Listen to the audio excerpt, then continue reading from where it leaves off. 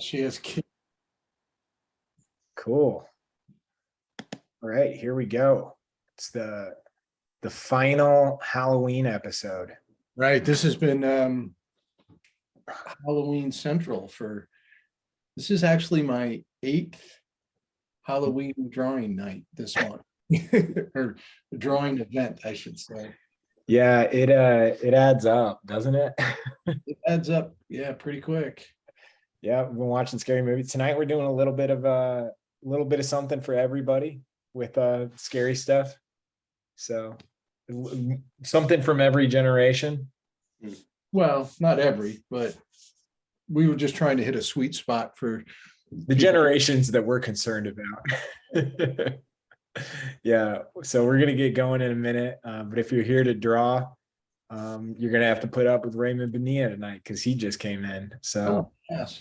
Hey gang, sorry I'm late. Oh, you're not late. This is gonna be one of those rare occasions where you hear the theme song. So here we go. You're lucky you.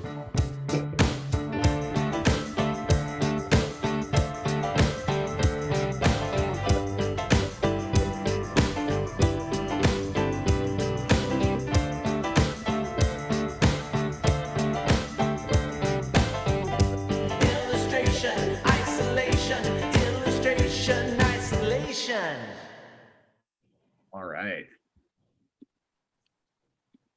All right. Hi, everybody. Welcome to, did it share, Timmy? No, it did not. Oh, it's didn't. Give it one more try. Hold on one second. I got to get rid of a couple things maybe. It's all good. While John is figuring that out, I just want to let everybody know I'm dropping the reference photo because people are already asking where are the reference photos. I'm dropping them in the chat. And I will also drop a link to our Discord server. So if you want to join us on Discord and be part of the chat, you can do that. If you don't know what Discord is, don't worry about it. Just hang out with us on Zoom, have fun here. Use the Q&A if you have questions. So I assume I'm sharing now, Tim. Yeah, you're good. Yeah, that's the last 2 weeks. We've had issues. That's weird. Well, anyway, hey, welcome everybody. We are here with Ray Bonilla and Bill Koeb and Timmy and myself. And I know Cassandra's going to be joining us. Like, Ray, you're looking a little rough tonight. let's just say bedtime for the kiddo was she's nearing 2. I can see everybody's face, but I can see Jack Nicholson with your name underneath it. Yeah, this is the best I'll ever look this month, All right. Well, tonight we're doing horror, kind of several different generations. First off, Jack Torrance from The Shining and the great Jack Nicholson. And then following that, Hannibal Lecter, Anthony Hopkins. Following Anthony, these are the first 2 20-minute poses. You have a choice to do either or. On the last, we have 2 options of photographs. We have red, and Timmy, I did the pronunciation thing, and I'm still baffled. So I'm just going to say you can draw red. Do you have a Nyong'o? Yeah. Nyong'o is what. Good. I mean, yeah. I'm so bad at that. I try. I looked it up and just don't want to embarrass or I don't want to insult the person. Embarrassing myself is not a problem. I constantly do it. So not worried. Okay. And so we have this drawing or this reference that you can do, or we have one of my photographs from the Bride of Frankenstein, where it's not the monster. It is the Bride of Frankenstein is a monster, but it's not the Frankenstein monster, it's the doctor. And I just love this photograph of both Elsa Lanchester and Colin Clive. The one of Elsa, that face just is unbelievable. Great lighting, unbelievable. The shape of the hair. Have to draw that one tonight. So we're ready to go. If you've drawn with us before, you know to post your work on Instagram, #illustration isolation. And I hope you'll do that in between poses. Don't wait to the end. At the end, we'll go through and look at everything. Timmy will give you some warnings. He'll tell us when to change poses. We'll argue, and then we'll just draw for the night. So I'm ready to go. Timmy, you got any thoughts or anything you want to say? No, let's go. All right. Good deal. I was gonna say, Ray, are you doing like a hunchback thing? That was interesting. Yeah. I'm just pushing the pose here. I'm not good enough to do this on the fly, so I've got to kind of get a nice preview of what it would look like. Oh, cool. So there it is. Wow. That's how I basically comp up my reference. I was actually looking at do Chris Payne? Yeah, that's how I do Chris Payne. I was just gonna say this is my already unsuccessful attempt at doing a poor man's Chris Payne. So I can't even do that. You know, I struggle. I was looking at you know what I was watching again, John, the Thomas Blackshear. The Frankenstein demo? The Studio Bridge talk, just the whole thing. And just how just methodical Blackshear is. It's like, wow, you know. He gets it right before he goes forward, doesn't he? Yeah. And he won't go for it until he gets it right, you know. Right. It's like he doesn't even bother entertaining the idea of going beyond to going to a finish before actually working out everything. It just made me think I've got a really inspiring stuff, you know. It's kind of the way I think, and did you get means far I gotta enough? just push myself more. Did you get far enough that you could hear him sing the Monster Mash? Oh yeah. In not just a monster. For those who don't know who aren't signed up for Studio Bridge, I would recommend just this alone is worth the price of admission. Here is Thomas Blackshear imitating Boris Karloff. Yeah. The Monster Mash. Singing Monster Mash. Karloff's voice. Yeah. What's and wild getting is an art demo. he goes through the whole song, like Oh yeah. like multiple verses, like all alone. I remember one time we had Bill Sienkiewicz as a guest speaker for our program. Incredible comic book artist, if you're not familiar. And like that morning, John, you found out like, oh, it's Bill's birthday. Like we're having Bill talk to our students on his birthday.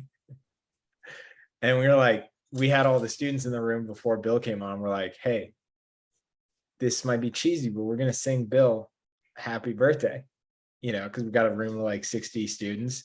It'll be cool. And then I remember very sternly being like, we're gonna do this and you all have to sing, because if it's just me and John singing, it's gonna be so uncomfortable.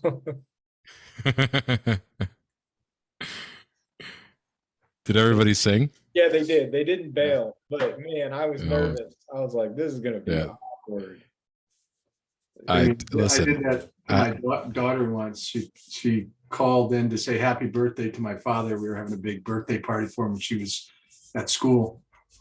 And so she sang happy birthday, held up the phone and she sang happy birthday. And about halfway through, she stopped. She goes, nobody else is singing, are they? And I said, nope. It was great. Yeah, I definitely would have coordinated a mass basically mute, you know. If I were a part of that, you know. There's probably like a private chat going that was like, I'm not singing. Yeah, nobody sing. We got to hear Timmy's falsetto. Yeah, I went high, too John. funny.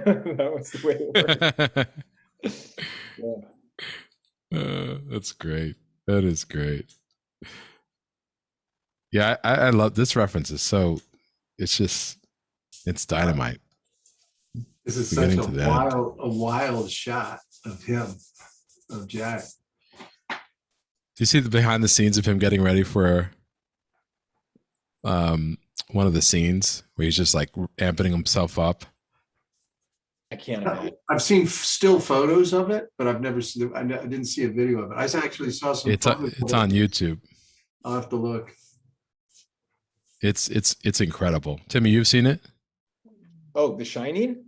Or no? No, like the behind the scenes. Yeah. I saw the documentary, whatever, Room, whatever. But no, I have not seen that section you're talking about. Okay, I'm gonna say I need to. I would I love was- to know more about Jack Nicholson's process.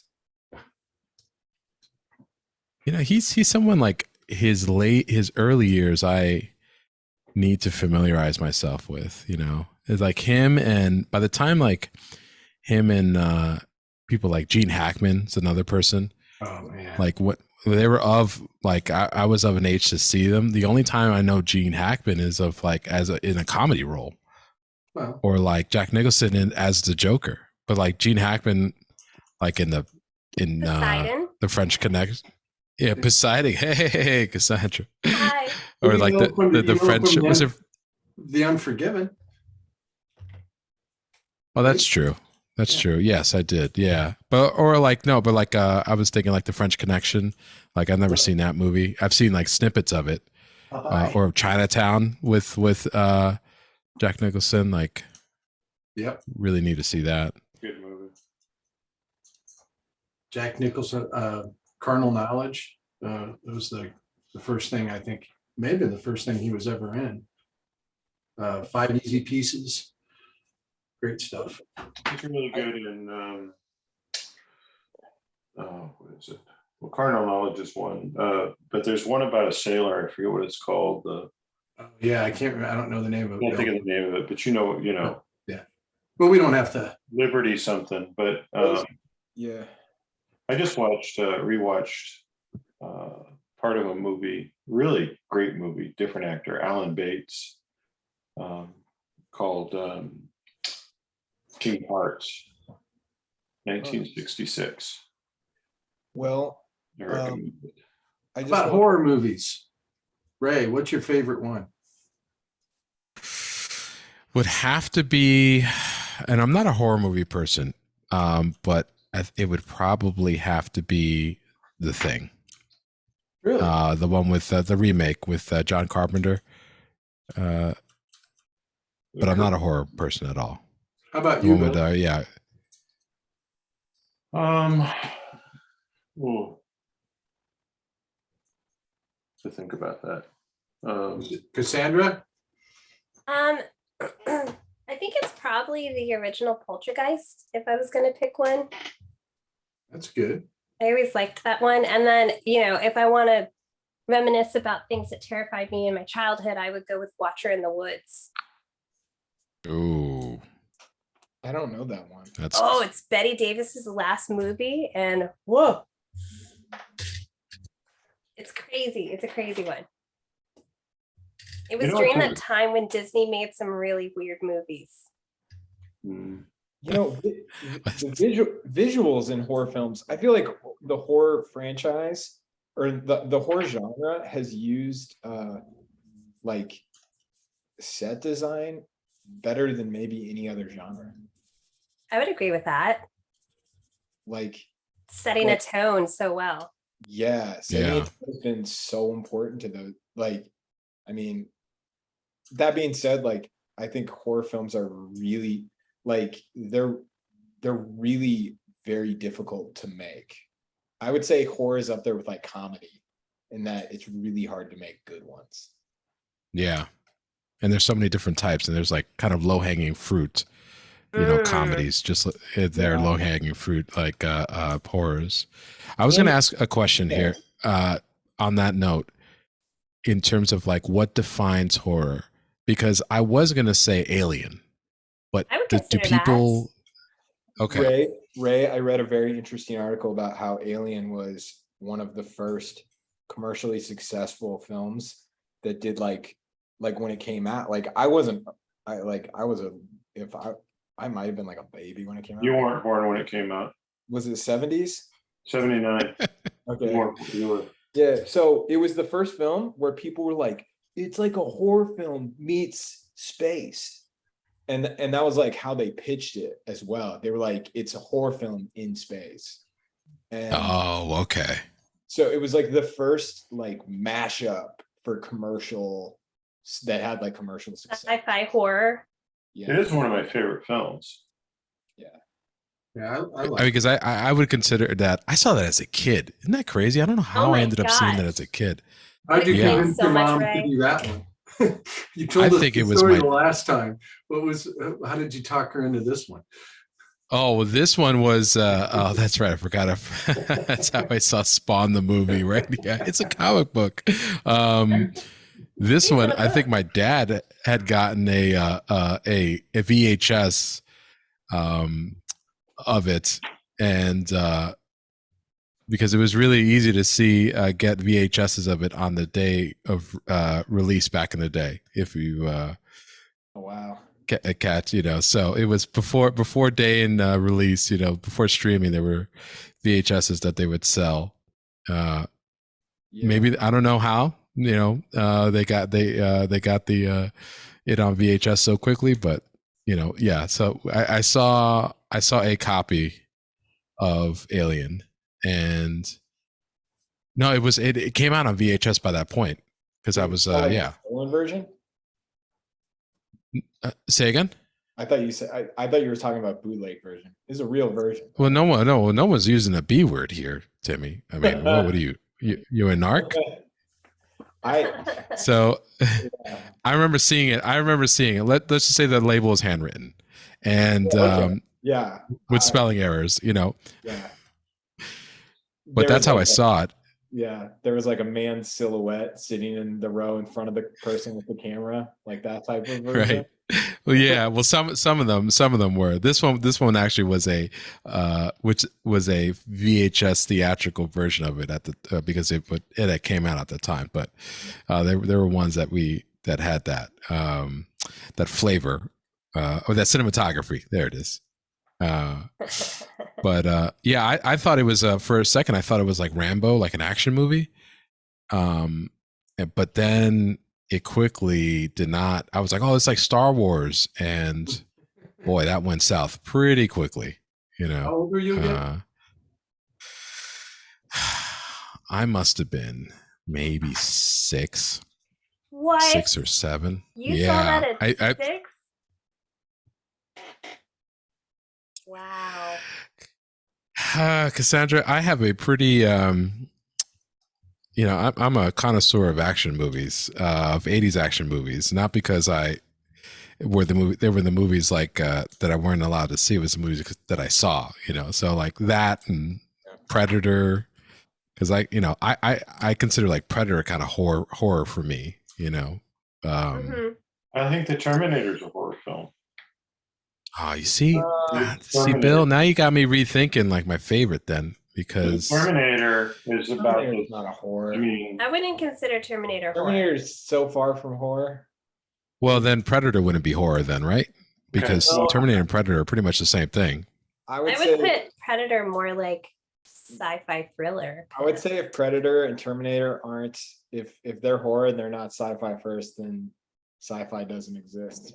Like, I'm not saying Predator- I'm just saying No. that to me, when I saw Terminator in the theater, and it was frightening, and it was this relentless thing that was hunting after this young woman and killing everybody in its path. I don't know how that's not a horror film. well, Well, it's scary, but It's got horror elements, right? Right, but I mean, no, I mean, it's not Halloween or like Friday the 13th. I mean, listen, Bill, I'm like on your side big time because I do not do well with horror films, traditional horror films. So if I could say that these are I like horror films because I'm always afraid because of telling my friends how scared of horror films I actually am. But of course, I'm going to say it on a public stream here. Your you friend. know, I can at least add some street cred, you know. So if I have like an excuse to say that I watch horror films. I like a little. I think humor. there are tropes that come with horror, and then there are like systems that make horror films work. And I would say that Terminator does not lean on those systems in any way. Mm. Like for instance, like jump scares are like not a part of the Terminator franchise. But one of the things that I think is really interesting about like horror and comedy specifically are that they're the two types of films that if they don't elicit a very specific feeling, then they are failures, right? Yeah. Right. Whereas like drama, Mhm. like it's just, I think intended to cause you to emote in a way. Whereas like with horror, like it's a very specific and powerful feeling you're supposed to experience, right? It's the same with comedy, like that's I think why drama is like way, in my opinion, drama is easier to get a positive review of. Because you have more wiggle room. There's more wiggle room, and also like if you go to like the Sundance Film Festival and you go to say like a Noah Baumbach film, like, and you look at the audience to see like, okay, are they enjoying it? Like it's going to be really hard to tell, like by just looking at the audience, like, are they enjoying this movie?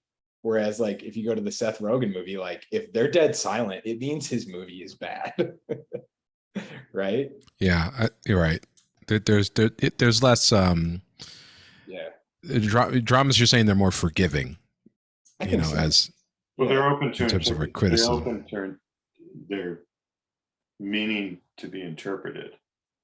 Right. Yes. I think drama a lot of times is about delivering meaning and telling, you know, a meaningful story. Yeah. Whereas horror is about scaring people, and comedy is about making people laugh. Yeah. And so whatever you get as a result of that meaning, you know, that story, that's there's much more, you know, there's much more leeway, I think. We've started a massive debate in Discord. I was gonna say, has Discord crashed? Let me go check my Discord. People are- Just crashed from A overload. couple people are furious. About Calling me a poser, probably, right? Referring to Terminator as a horror film. well, go Yeah. see the movie So- 84. Let's appease the masses. I do want to remind people, if you have questions about drawing, if you have questions about technique, handling the image, or the mediums we're using tonight, please ask. Then save them for next film, next stream. This is all about. Are you with Team Bill or Team Timmy Lane? Right. I like a little humor in my horror, so I don't mind really cheesy, goofy horror films like, you know, Leprechaun and yeah, I know. Is Leprechaun the one? Is Leprechaun the one that were like in YouTube where it's like worst scenes in the movie ever? When the guy's like, he's eating her. It's like, now he's gonna eat me. Oh my god! It's like the you know, it's a frightening movie. I don't know if you call it horror, but it's one of Peter Jackson's early films before Frighteners? Oh no, not the Frighteners. Even before, I love the Frighteners. That was fun. I call it a comedy. meet the Feebles, or no, before that, it The was one with Kate Winslet?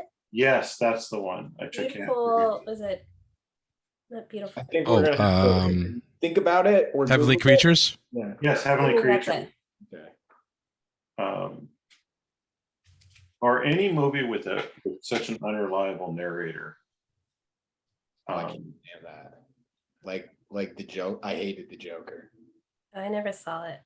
I was like, I don't need to watch a movie where at the end you're like, and it was all in his mind. Yeah. Oh, the Joaquin Phoenix. Yeah. Oh, Timmy! Oh, Spoiler oh. alert! Jesus. I just watched a fever dream. Okay. Oh, I didn't get the feeling that it was along this line.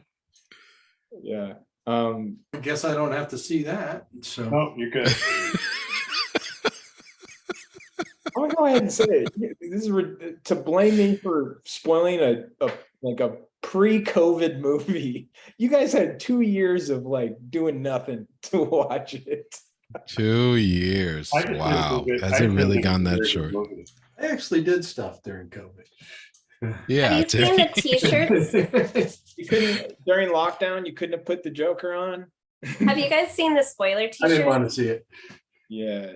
No spoiler t-shirts. Yeah, it's No. hilarious. It's like it just lists all like these movie spoilers, like Vader's Luke's dad. He's a ghost, and it just literally just goes down the line listing a whole bunch of spoilers, and it's hilarious. But I would never wear it because I hate spoiling things for people. But like, I also think the shirt is so funny. Oh my God. I need to buy that for a friend of mine's, because we all have that friend that's like, I'm not going to spoil it, but I will tell you something about Yes, this. oh, that drives me nuts. And I'm like, just thing. stop talking. Just stop talking. Just Yeah. don't. All right. Well, I'm not spoiling. Like I don't. I'm not saying you are, Timmy. I don't I'm saying spoil we all things, know but- somebody but who like- is it. But I'm not spoiling stuff that's like fresh content. I'm like Timmy, you're not a spoiler. Just expect a t-shirt in the mail in That's good. 5 to 10 business days. I think I knew who that t-shirt was for. at a certain point, if a movie is like iconic enough and has been around for like 5+ years, like it's part of like the. Like if I told you the end of Romeo and Juliet, are y'all like, oh, spoiler alert? I mean, that was. Are you 16th century. comparing Romeo and Juliet, right, 16th century, to a movie that came out 2 years ago? Yeah, no kidding. Well, I'm just saying. What does Discord think about that? No, I'm just saying. At a certain point, lovely. at a certain point, a movie becomes part of the ether. You know. But if your generation hasn't seen that movie yet, then still, Then that just means, it's just like if with a book, if I spoiled a book, somebody'd be like, well, it came out 100 years ago and you're just not that well read. So I'm just saying, if you haven't seen the Joker yet and you intend to But see no one's saying that in this group has said that. So you're, yeah. are you seeking revenge out on another person that's not here, or an imaginary person? You're like I'm fighting Dale. I'm in a fight with Dale right now, but Yeah. Dale's not here. I'm gonna send him a recording though. Yeah. Yeah, because we could send him the recording and a t-shirt. I can see Dale. I can see Dale spoiling movies. Oh, Dale, yeah. Hey, you know what? Alice spoils movies that are brand new. And she'll Like be Joker? No. Like I'll have a movie that I'm really excited to see, and she'll be like, "Oh yeah, it's really good." And I was like, "Please don't tell me anything about it." And she's like, "No, this isn't a spoiler." And then I'll be like, "Please stop." And then you can't get her to stop. It's like a compulsion. She starts to tell you the whole movie. and you're like, "Stop it." Yeah. I think everybody at least has one friend that's that where you just like, I adore you. Please stop. Don't, please. I don't say I adore you. Well, I have friends where I was like, I Right. adore you, but please stop talking. Don't tell me. Exactly. It's always a really good friend. It's like It's so like because I painful love them that- and I want to talk to them, but I Right. don't want to hear the thing that happened, but stuff for the book. Yeah. No, I'm yeah. Have you guys ever? I wouldn't even tell. Yeah. Go ahead. I was just gonna say. Well, Finish your thought. sorry.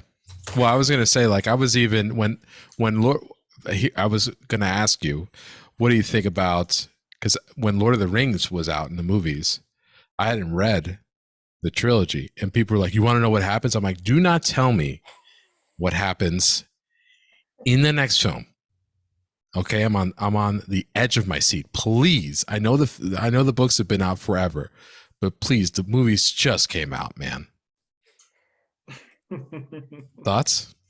Oh, It no, has I'm been with- I'm 50 with you on years. that. Yeah. Are you going to use a Romeo and Juliet like excuse then, as you're spoiling the rest of the movie? Well, That's what I no, want I to feel know. like Timmy. I wouldn't have spoiled it for you, but I would say you've had some time, and then all the hype around the buildup of the movie, so you had time to get to reading them. You've had some time. I like that. Okay, so it would be like, okay, if you haven't seen the Poseidon Adventure and someone tells you who lives and who dies, that Exactly. that movie is what, 50 years old? But still, good.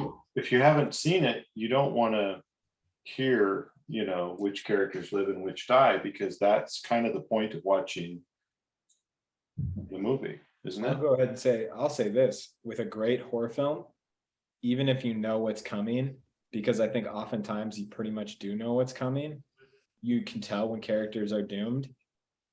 That I still think like a good horror film is still scary. Mhm. A good I'm That is still true. scared of The Conjuring, and I watched that like 5 years ago, and I'm still terrified whenever I think about it. Yeah, I can know the fate of a character, but if the scene's well done, it's still good. I think, Yeah, that is true. I think too, there's like horror films that are about horror, like Ghost Story is a phenomenally good horror film. And then there's horror films that are basically slasher films. And they're kind of in their own, Yeah, they're they're all about like, it's a hit list and who's going to die, and how is that going to happen? So by that measure, the movie 10 Little Indians or Then There Was None are horror films. I watched a very good horror film last night called Barbarian. Oh, that's a horror film? Yeah, not the one you're thinking. Oh. Oh, okay. You want to know Conan the Barbarian Not Conan with the Barbarian. The Arnold Destroyer? Schwarzenegger. Not Arnold. Not Arnold. But horror is actually I was thinking about like, when did comedy become like a really essential part of a lot of horror films? Like, when did that start? And I think it kind of kicked off with, like, correct me if I'm wrong, like Evil Dead. Oh yeah, yeah. Which I love. Oh, That's my initial guess. I'm trying to think of an earlier horror film that leaned on that so well, When did Evil Dead come out? I'll look it up. Because I mean I think that was like one of the more successful attempts, right? Because that style was floating. I know that. Like, you had people like The Walking Dead kind of trying to play around with like some sort of comedy, or people like The Toxic Shaun of Avenger, the the Dead. guy who did that.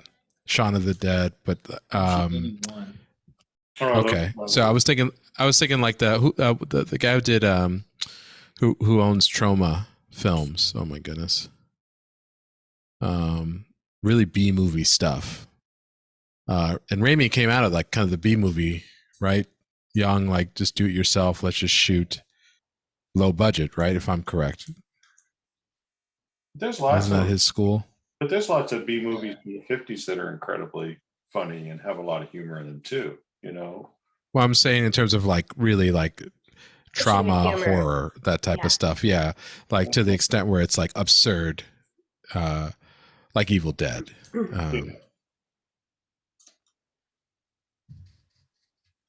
Well, anything with Bruce Campbell and it's kind of absurd just by I love Bruce Campbell. the fact that he's in it, I met him once. His chin is bigger in real life. Wait, you met him? How'd you meet him? Were you at like a Comic-Con or something? No, he came to my school. What? I don't know. Yeah, I have no idea. He got invited to go talk, and I was like, Explain he that. was Like grade school, art school? no. This is just like a university, like a state university, like a public university. He was in the speaker series, Cool. and I think he was maybe promoting his book, If Chins Could Kill. I think. because I know that he had written that book at that I think maybe around that time, and he was just, I mean, the man was just jumping all over the stage. It was crazy. I was like, man, he has so much energy. He's literally like the person in his He's just playing in his himself. movies. Yeah, and I didn't, truth be told, I didn't see Evil Dead until I've heard of Ash and all that stuff, but in his character, but I didn't see it until I was in grad school. And my good buddy of mine's, Mike Ryan, had was like, "You want to watch it?" I'm like, "I like Bruce Campbell, sure. I've heard so much about it." And so I was much older, and I thought it was like incredible. But yeah. So he was pretty wild. It was pretty wild to meet him. Somebody asked Set out. Yeah. international horror films that we've seen. I loved Train to Busan. I was gonna say, I was wondering if you were gonna say that. Yeah, I think that is just such a fun. It's what I would call a romp. Like it's A just romp. It's Okay. just nonstop, right? You're in. It's a true ride of a movie. I don't know. That's awesome. Yeah. No, I've never watched. I'm not a horror person, so I mean, I'm trying to be one by counting non-horror Let the movies. Right One In, I think, is an iconic one. Yeah. I don't know. It's my least favorite kind of movie. I think Genre. the Korean horror films, I think, are some of the scariest movies like made, you know? Mm. Yeah. Now, aren't Korean films known for like switching genres at a moment's notice too? Yeah. So you don't, right? So you I think didn't you're realize signing up that. for one thing and you're like, oh, this went completely different direction. Yeah. I didn't know that was a thing, but now you mention it, yeah. Yeah. I love a genre swap in a movie. That's great. Yeah. Yeah. Hey, we should be moving on to the second pose. So everybody, please post your work to Instagram. We're going to check it out at the end of the night. Timmy, Please can you post. check out everyone's work? I want to see it. What? Can you like? Yeah, can I finish this though? Yeah. Go ahead. Yeah. So No, I want. yeah, all right. Okay. So please post your work to Instagram using hashtag illustration isolation and at visual arts passage. Post your work. Our panelists are going to move on to the next image shortly. Post it now. Don't wait till the end. And we're moving on to pose number 2. So, and now I'm going to walk around the room. There you go. I started late. Hey, Ray, have you ever seen The Tenant, I have not. the Roman Polanski film? That is a horror film. It's Roman Polanski's the star of it, and It sounds like a horror film. it's basically like I think everything. it's filmed in the same kind of I agree with you, apartment building Yeah. and Yeah. mindset as First Baby. Yeah. The Tenant. Okay, I gotta Tenant, watch that yeah. because the last horror film I saw was, and I was giving it to my friend who made me watch The Thing. It was Life Force with Patrick Stewart. All right. Yeah, I know. Crickets. I know. I want some. I want to pivot away from being the like Chris Farley. Like, have you ever seen the movie? Please submit questions for us. I am going to answer them. Somebody asked about our commercial gallery program. We'll talk about that in a minute. Yeah, we could talk about that anytime. As long once Timmy's done talking about the movies he's seen and doesn't let other people talk about the movies they've seen. You ready?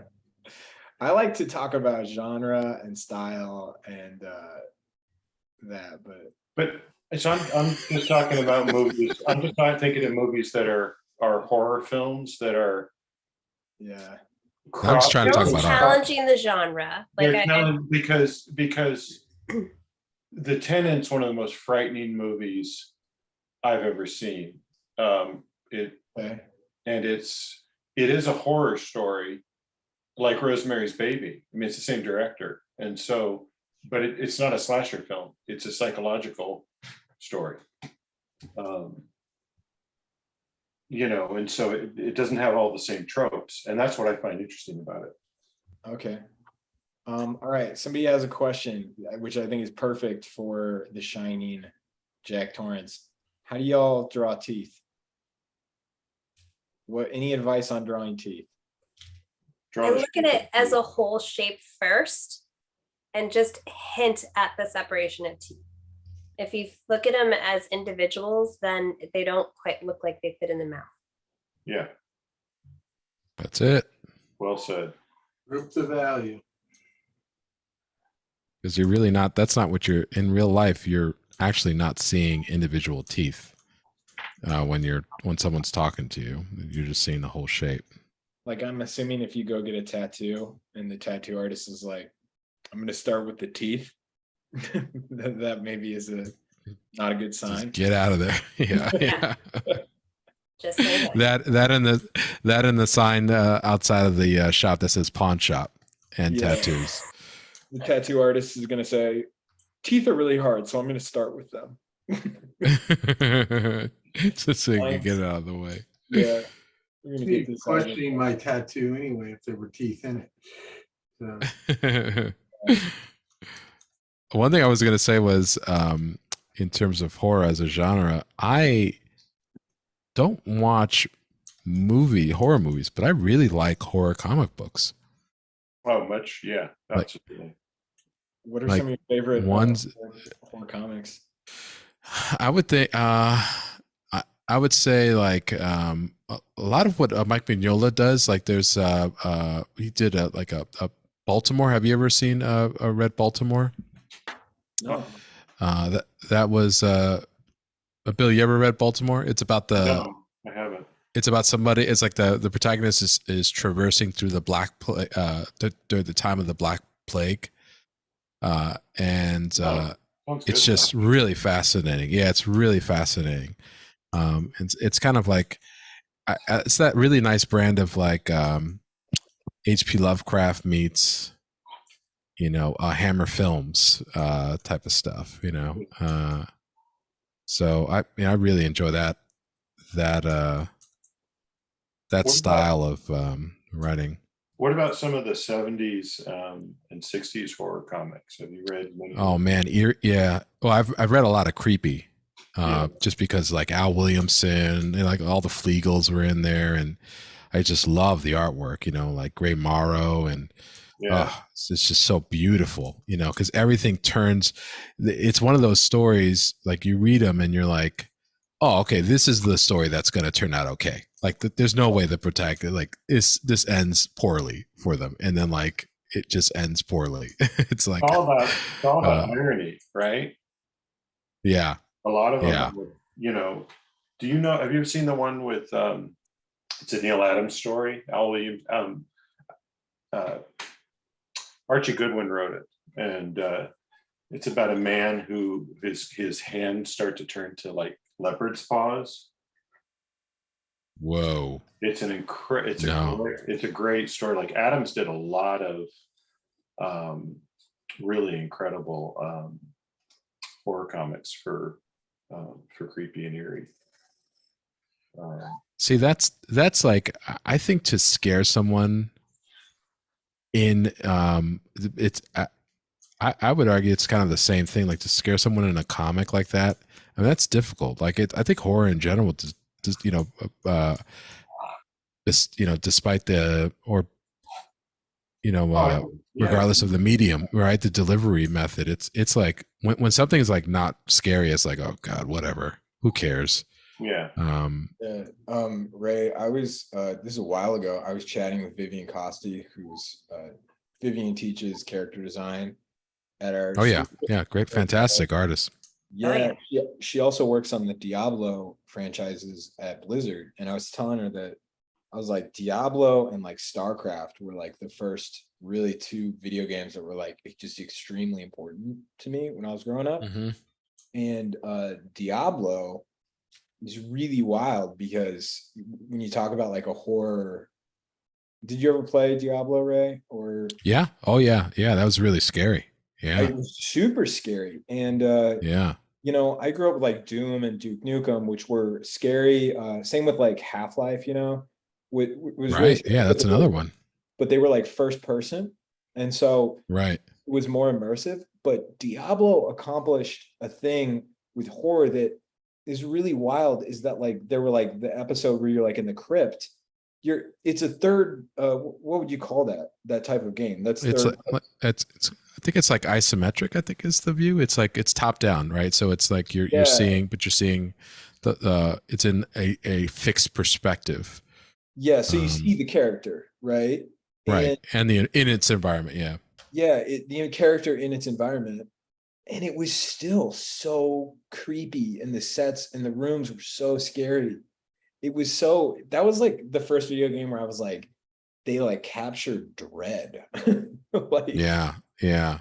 Yeah. No, I agree. That's a great I I great thought point. You know, like I thought that they started with a massive disadvantage, starting with that point of view, and the fact that right, because they were limited by the technology at that yeah, time.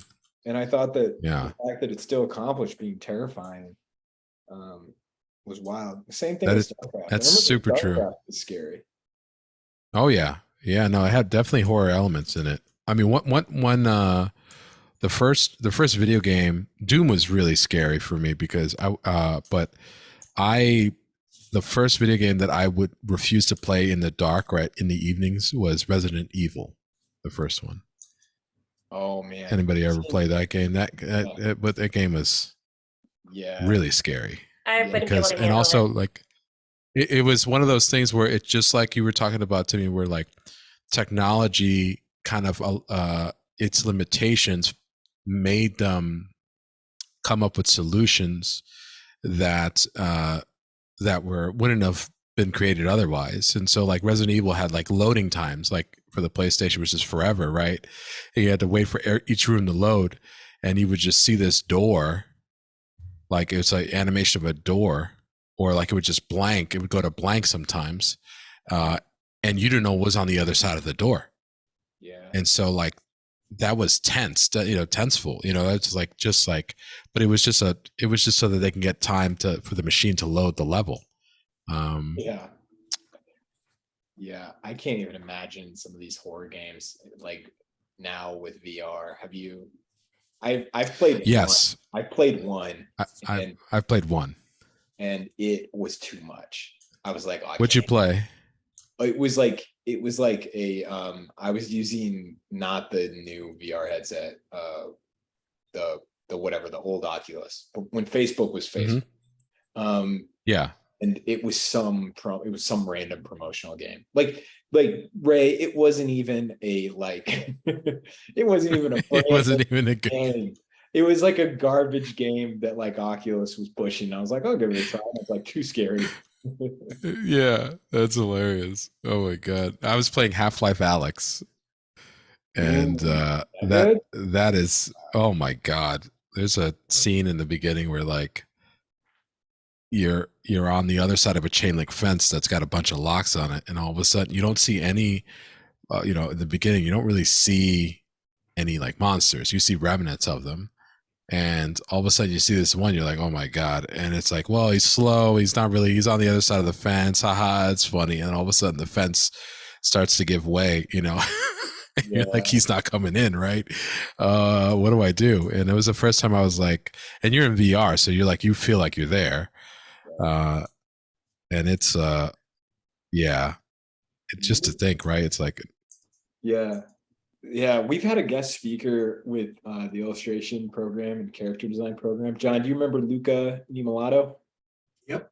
From I think he is from Milan, Italy, but he like largely specializes in like I feel like he does, like his specialty is character design for like horror films or games.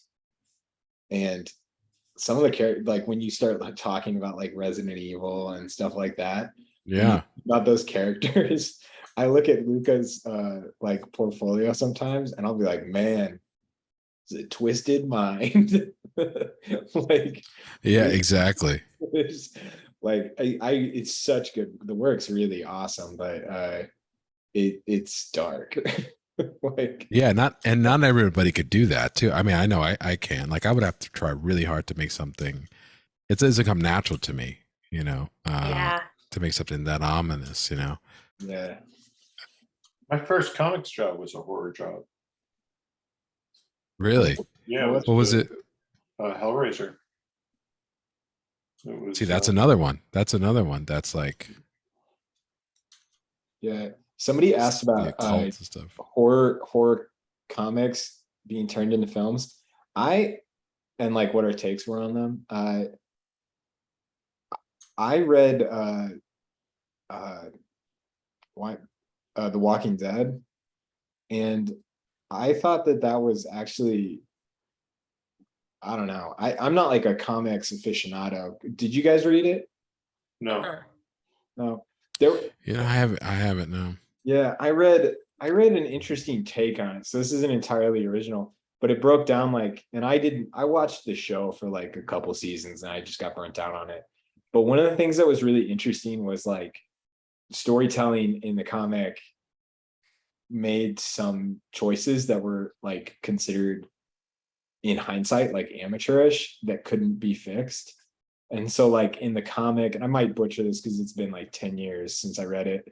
I think like Rick like gets his arm cut off like really early on. And so like a big part of the comic, like forever, is like everything Rick does has to be with one arm. like it's like you constantly have to be like, and so how is Rick gonna go here or do this, or how does he get out of this situation? And it's like it just be created this like where the creator was like, yeah, I wish I hadn't done that, you know. Or if I had done it, I wish I waited, or if I'd done it differently, or represented it with it, if I'd represented that choice with like a different character. But yeah. That's hilarious. Yeah. That's like, oh, it's like sweet. Now only one of my main characters has one arm, so I don't have to drop both of them. It's like half the work for me. You know? Yeah, it was a really You realize 100%. Draw left arms. It was a really interesting like storytelling problem that he created. yeah. And then That's that's funny. the franchise where like the show, and the show I think ran its course, like jumped the shark, but the show was better than the comic at first. And then the video game, the Telltale game that came out, was better than the show, in my opinion. Oh, really? Yeah. Wow. And it's Okay. kind of one of those things where you're like, whoa, the further this gets away from its source material, the better. The better it is. Yeah. I know That's people, funny. I know people who love the comic and don't like the show because Right. they like the choice. It's, you know, Yeah, it's different choices for sure. I mean, like a comic that was really a horror comic that was great, that's never gotten justice in any other medium was Hellblazer. John Constantine. Yeah. John Constantine. Yeah. Jamie Delano. Oh yeah, I really enjoyed this comics. Jamie Delano's run on John Constantine on Hellblazer. Plus the artwork was fairly realistic in places. When you say Constantine, are you talking about the Keanu Reeves movie? No, I'm talking about the character John Constantine. Well, yeah, that's the character, but yeah, from the comics, John Constantine. Okay. Oh man, I've always thought it was Constantine. Me too. I think it just Yeah, depends it's on just what country you're in. Okay. it's just like a Bernstein Bears. Well, it's like Thing. it's Oh, I like was just listening to a podcast about the Mandela effect. it's like Emperor Constantine. So I think of it as Constantine. Right. But Sorry. Yeah. Yeah. have you read those comics? I've read some Hellblazers because was it Sean Phillips? Is that his name? He did a bunch of covers for them, and and he did a bunch of stuff with Ed Brubaker, and so I Yeah. just kind of followed his career because I was a huge fan. I was like, wow, this stuff is crazy awesome, and it's the Right. occult. I love this stuff. I love that stuff. So way early on, way before that, with the Dave McKean covers, the John Ridgway, Richard Pierce Rainier stuff was just incredible and frightening. And like they did, they went into voodoo and they went into Satanism and they did all kinds of stuff. And I don't know. It's just one of those things that's never translated well or been interpreted well. I've gotten like way open to like people taking a story and just like running with it with a different medium Oh yeah. and seeing different versions of it that are like adjacent to the original story, Yeah, Like, I'm I 100% for that. I read Once Upon a Time in Hollywood, the like novella by Tarantino, and it is so great. It's so good, but it's like kind of the same story, kind of not. Like it expands on certain scenes, kind of has a different version here and there. Did it come out after the Yeah. movie or before the movie? It came out after the movie. Oh, interesting. Yeah.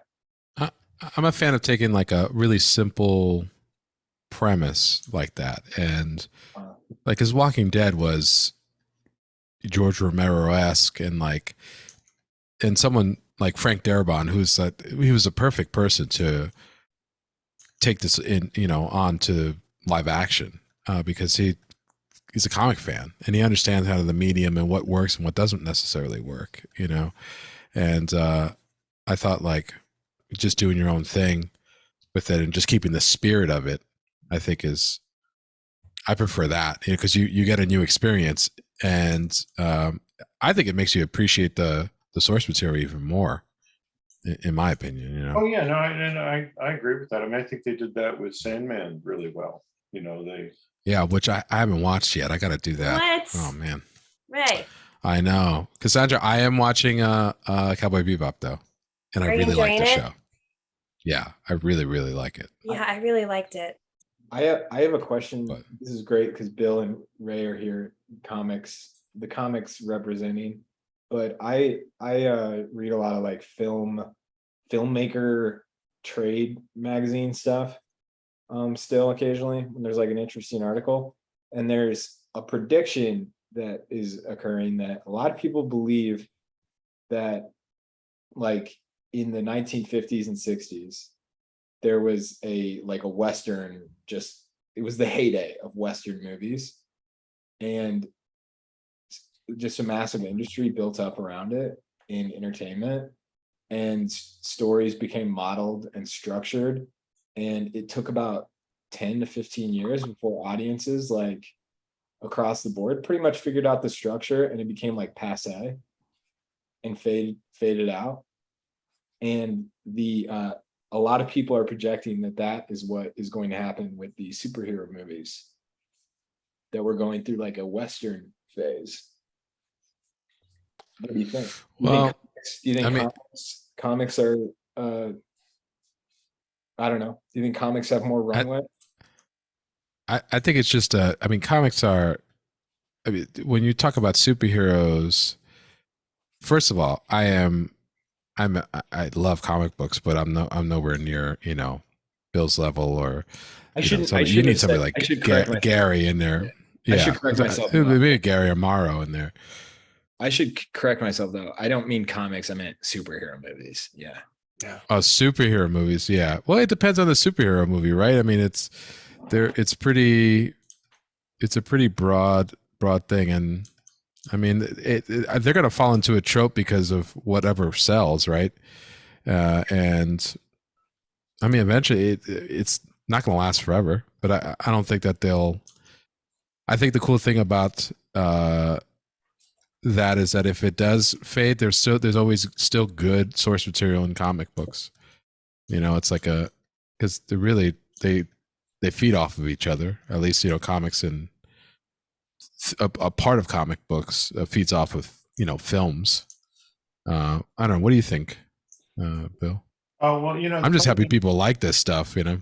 right. I mean, I think that, yeah, the funny thing is that a lot of the superhero films are based on source material that's like 30 to 40 years old.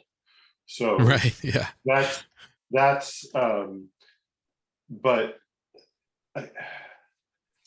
I still feel like it's almost like they hold themselves back by what's real, by reality. And so they miss I think there's sort of a missed opportunity for what could truly be fantastic.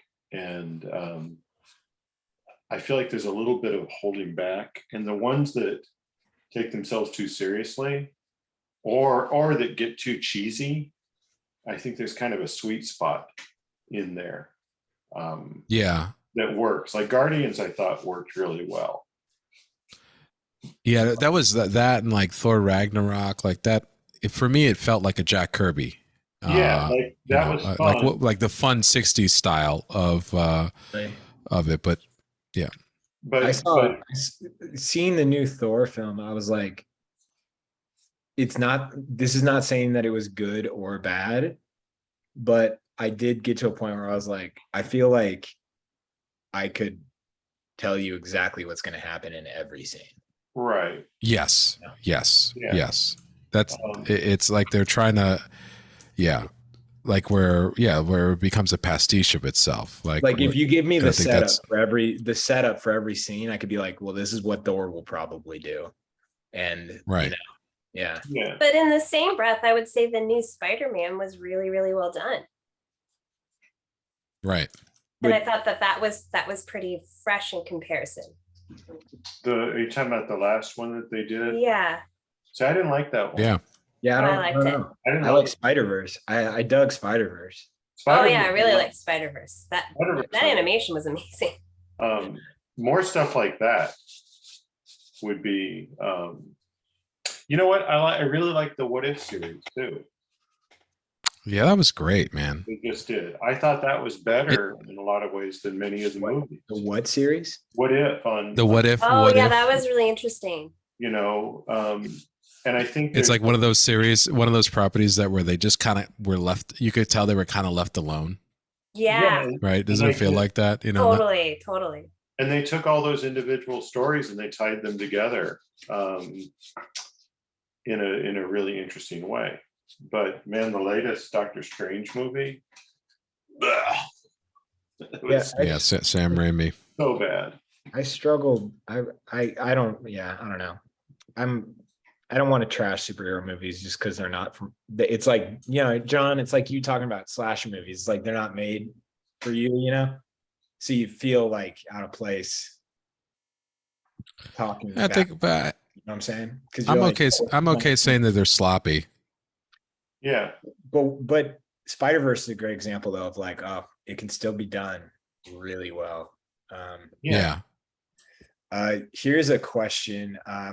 Somebody said, any advice on portrait drawing? I'm currently learning and using the Loomis method.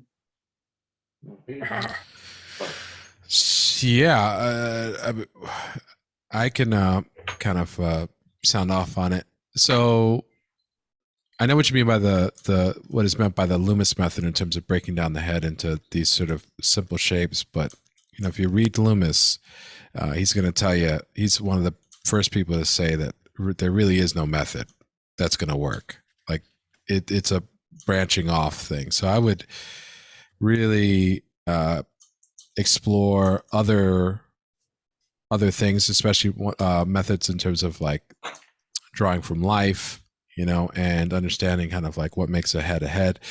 I find that if you want a likeness, the problem with leaning too heavily on predetermined shapes is that you miss what makes a person You just you know, just nailed it, Ray.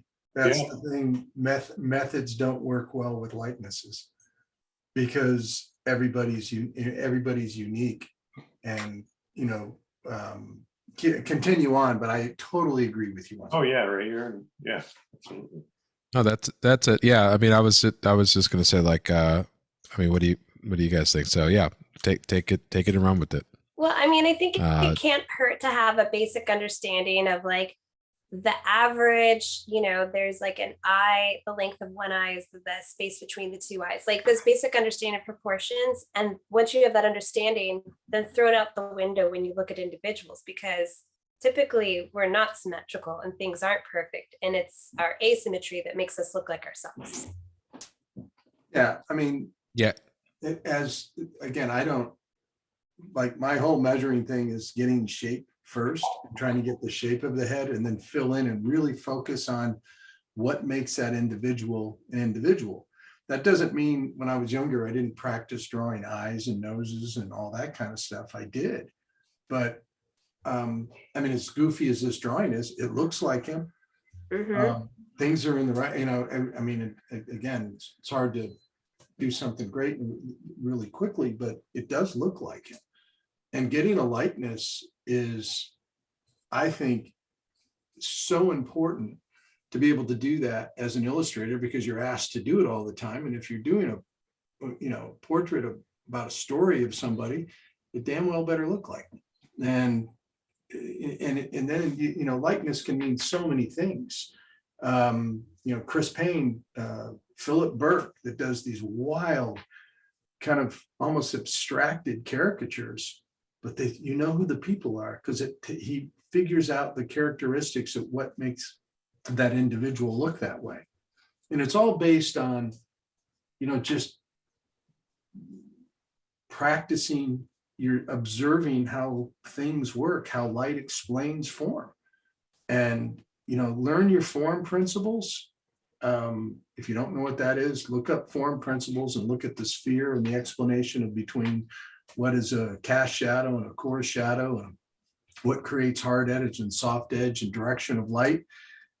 That was the most important information that I learned about drawing the head, was really understanding how light affects form. Figuring out where things go, I mean, a lot of that's math. I mean, it's a lot, in my mind, it's measuring and just, getting the overall shape and feel of something. John, this might be another follow-up question. Somebody asked, like, how do you know when to create the highlights with empty space versus using like white or like a highlight material? It depends what materials you're using. I'm using pastel. Sometimes I leave things, depends on the value of the value structure, the overall structure.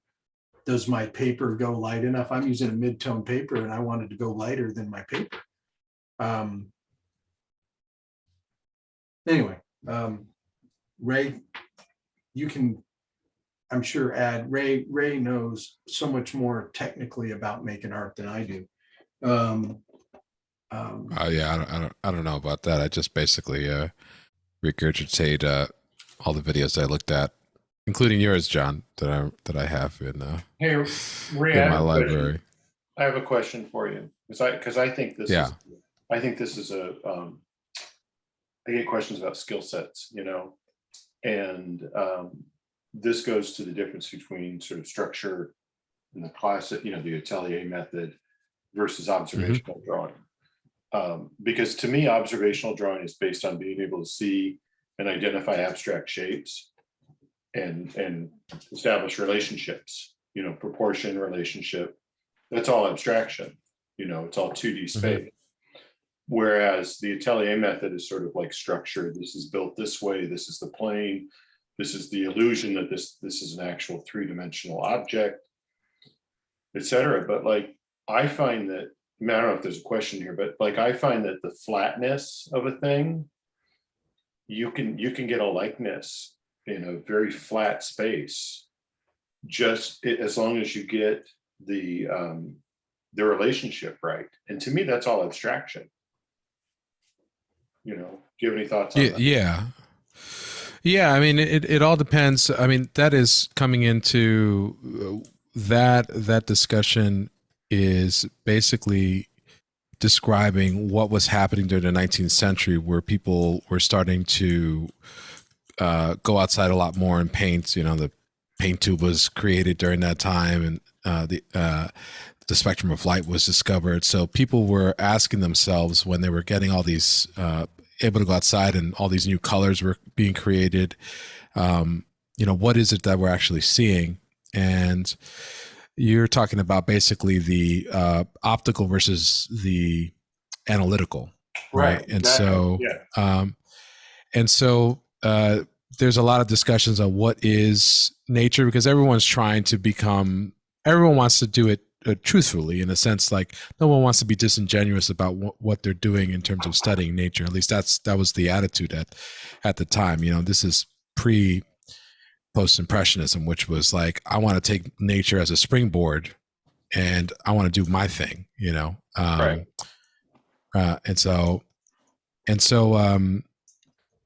I think it's sort of traversed time as it's as it's sort of embedded itself into art education. You've kind of seen that divide, and so like depending on the atelier, a lot of them use site size, and that's very optical. It's like you see a light, that's where you put the light. So it's really flat in terms of its picture plane in a way. And there's some ateliers that are very much like what you're describing. It's saying like, well, the head is made up of a set amount of planes. This is how the plane turns at this point in time. So if you want to express that, that's what you have to look for that, or put that model there, I think whatever gets you the result you want to get, I actually like both of them. In different cases. I just to reference Loomis again, Loomis was one of this is before I met like someone like Bill Mon and my teacher Craig Nelson. Loomis was the first person I remember seeing, first professional artist that I read, or I just saw like in his writings, that's saying like, hey, listen, there's so many ways of doing interpreting form. Look at all these, the block, the soft method, this method, the angular approach, the direct method. He says, whatever works, don't marry yourself. And I think at the end of the day, it's like, does it get you the result that you want? And if the answer is yes, then it was the right choice. If the answer is no, then you find a different method, that helps you solve that visual problem. So, that's yeah, very well said, Ray. And I think that's important. Again, what are you trying to be really expressive with your drawing? You have to really think about it. Are you trying to do a copy and being really accurate? No, then site size might be the way to go.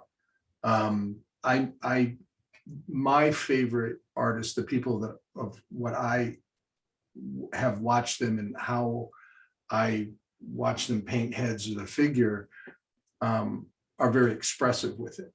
And so site size is probably not, it's probably kind of the opposite of what they would do. Again, know what you're looking for. I mean, if you get real serious, learn constructive anatomy. But I don't think that, in my mind, it doesn't have the results.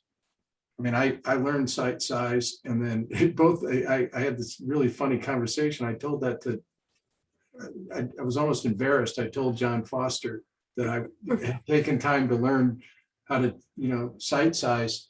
And John looked at me, he said, yeah, I did too. And it took me 10 years to unlearn it. And I really laughed. I knew exactly what he meant when he said that. It's because it took a lot of the expressiveness away from what he was doing. And right. And that's the result he wanted. Exactly. Yeah. And go ahead, Timmy. Sorry. I was going to say, let's move on to our third and final pose. Please post your work to Instagram using hashtag illustration isolation at Visual Arts Passage. We're going to check it out at the end of the night, but please post now. Sorry, go ahead, Ray. No, I was talking to an artist a couple of weeks ago that had studied in the atelier system, and all they did was side size, and they really enjoyed it, and they got the results they wanted. And they were talking about how, in circles that they had sort of operated in, people were so judgmental about how something was approached, methodology and things like that. And I've ran into that too. Like, it's like, oh, you do this, oh goodness. And it's thinking, at the end of the day, it's like, we got into art because we enjoy it, right? And I was like, so do you enjoy painting like that? Great. So then just go do that. I mean, it's 2022, folks. Right. Yeah. So like, if it now certain things, like one thing I was going to say is it depends on it. Don't take to the person that's talking about the Loomis method and things like that. It's a means to an end, not an end in itself, right? So like everyone's trying, always look for what is trying to be expressed in it. What's the methodology behind it? And it's about kind of conceptualizing forms in space. Now you're going to need certain types of skill sets if you want to do certain things. So if you want figure invention, site size is not going to train your eye to do that, right? You need to build up memory of things, and basically learn a pared down method of anatomy, be able to simplify anatomy down to, these really simplified dimensional forms in order for you to conceptualize how they sit in the space, because you're going to have to draw those out of your head. And that's the quickest way of doing that. Now, side size might help you learn how to compare and contrast, but it's not going to help you with memory drawing. So you switch it up, if that's not what you like, you like drawing things at, because the idea, I like the idea of side size in the sense that like you only have, what you see visually is the amount of information that you have. So that's going to be the truth of nature right there. And I get that idea, but like, if that's not interesting to you as an artist, then you don't have to do it, and I just think there's so many advantages and to being a chameleon, like to studying all the methods and coming up with your own, because that's what artists have been doing for centuries. And so no one's like a direct copy of their teachers, even the ones that try to emulate them as closely as possible in terms of their teachings. And so you see echoes of artists from the past in everyone. And the second you start to realize that, I think that's when you really start to be able to grow and, as an artist, because you'll know how to experiment. No, I think that So that's all I wanted to say. Yeah. But I think that like there's certain beliefs and tenets that at least in kind of the Western model of art, that like certain schools teach a certain way to draw, and I don't mean schools like in institutions, I mean schools of thought, Right. But there are artists that go against those schools of thought and make incredible work and have made incredible work, like Joseph Cornell or Kurt Schwitters or Rauschenberg. There's very little drawing in what they do, but there's an incredible understanding of design and space, and it's not academic. It's like the difference between I remember reading the story about Delacroix arguing with Ang about, well, it was really Ang arguing with Delacroix, criticizing Delacroix because he was so loose, and Ang was very academic. But right, like a very French, like from David, and from right. Basically like almost to the point of a mannerist, in a sense of like the Greeks are who you should be looking at, Right, and so the problem with that was that there was no room for expression in David's approach. I mean, in Ang's approach, Right. Which made sense, because at that time you were trying to do honor to nature, and you would be, thought as, at least the sentimentality was like, the artist should be not, the artist personality should be out of the picture. Like it should be about like how they express the story that they're, you know, from the Bible that they were trying to express. Right, You know, it's right. like, no, you know, And so I think that having that openness to different approaches is important to understand, not be narrow. yeah. And I think that, Otherwise, it doesn't, nothing grows. right. And so that Yeah. sort of predates the impressionists. That I think Delacroix was kind of at the forefront of that, because he was out doing these expressive, you know, it was thought of as sloppy drawings, or even Yeah. somebody like Turner too, you know, like Mm-hmm. Turner's early Mhm. work was much more like Constable, but then you look at Turner's paintings and he went to places because he didn't try to just copy nature. He was expressing something. Right. And it was also about like the appearance of light as it looked, you know, that instead of using nature as a springboard. I mean, you know, that's like comparing somebody like Rubens to Velasquez, you know, like it's Yeah. a very different way of looking at the world and looking at nature. It's a different relationship, I should say. Not to say one's better than the other, you know. I was going to say, I always compare Delacroix to like Ang. I always describe it as like Frank Miller to like the old school, like Marvel style. Oh yeah, absolutely. You know, like if you look at original Frank Miller, it's like he's trying to do the classics. It's like what comics should be, but it wasn't him. Like even Mike Mignola, same thing. Like trying to basically pay homage to the what came before them and what was the status quo. But then all of a sudden, because if you did your own weird thing, then it wasn't considered comics, right? It was really kind of like, ooh, what is this? You know? Oh, yeah. Well, Sienkiewicz went through that. You know, that was his whole right. Same thing. Right. Sienkiewicz is what I'm actually really thinking about. But if Miller, Sienkiewicz, like they're, you know, just like, okay, what's the best type of like, I want to do it right, you know? And so like, you know, they came around a time where their self-expression was celebrated, you know, and other artists weren't necessarily, you know, as fortunate. I mean, you could look at people like Rembrandt, you know, who in his later years when he became his most expressive and arguably his most interesting, and he was like at the height of his, you know, abilities as a painter, people thought he was crazy, you know, because of how loose his stuff was. I know, and it's just, that's where I think you break with convention, and that's where you start to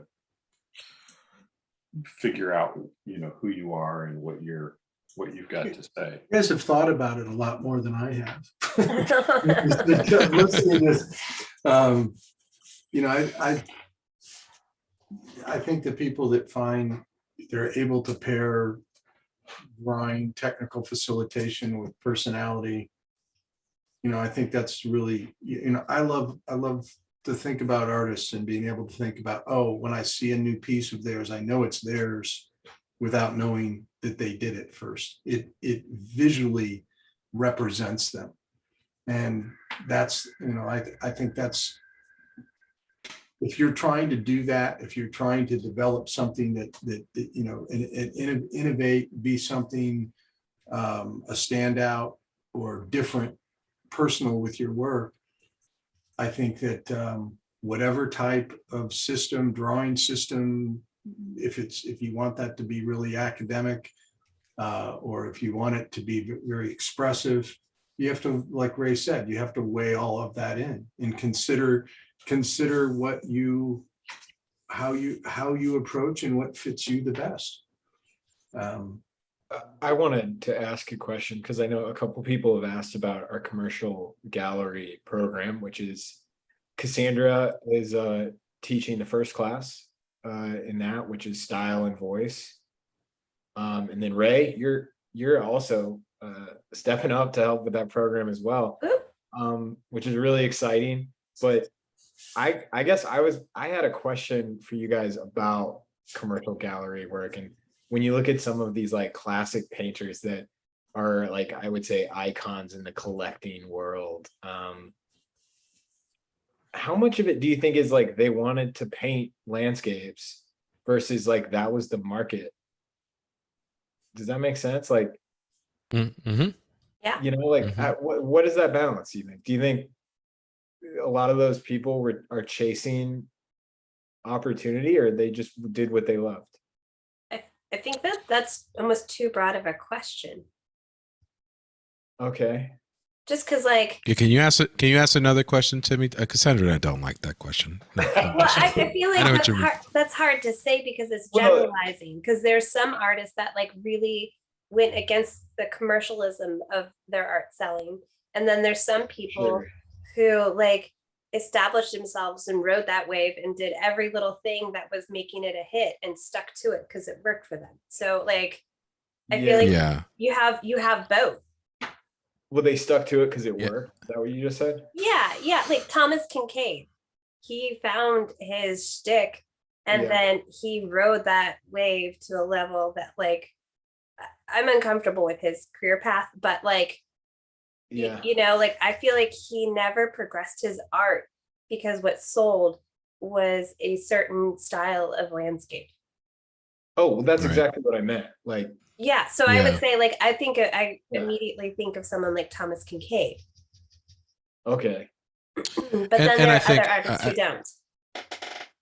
yeah, I think that it's no, I was going to say that I think it depends on, I think you have both of it, right? And the art world is huge in terms of like, so there's all sorts of stories.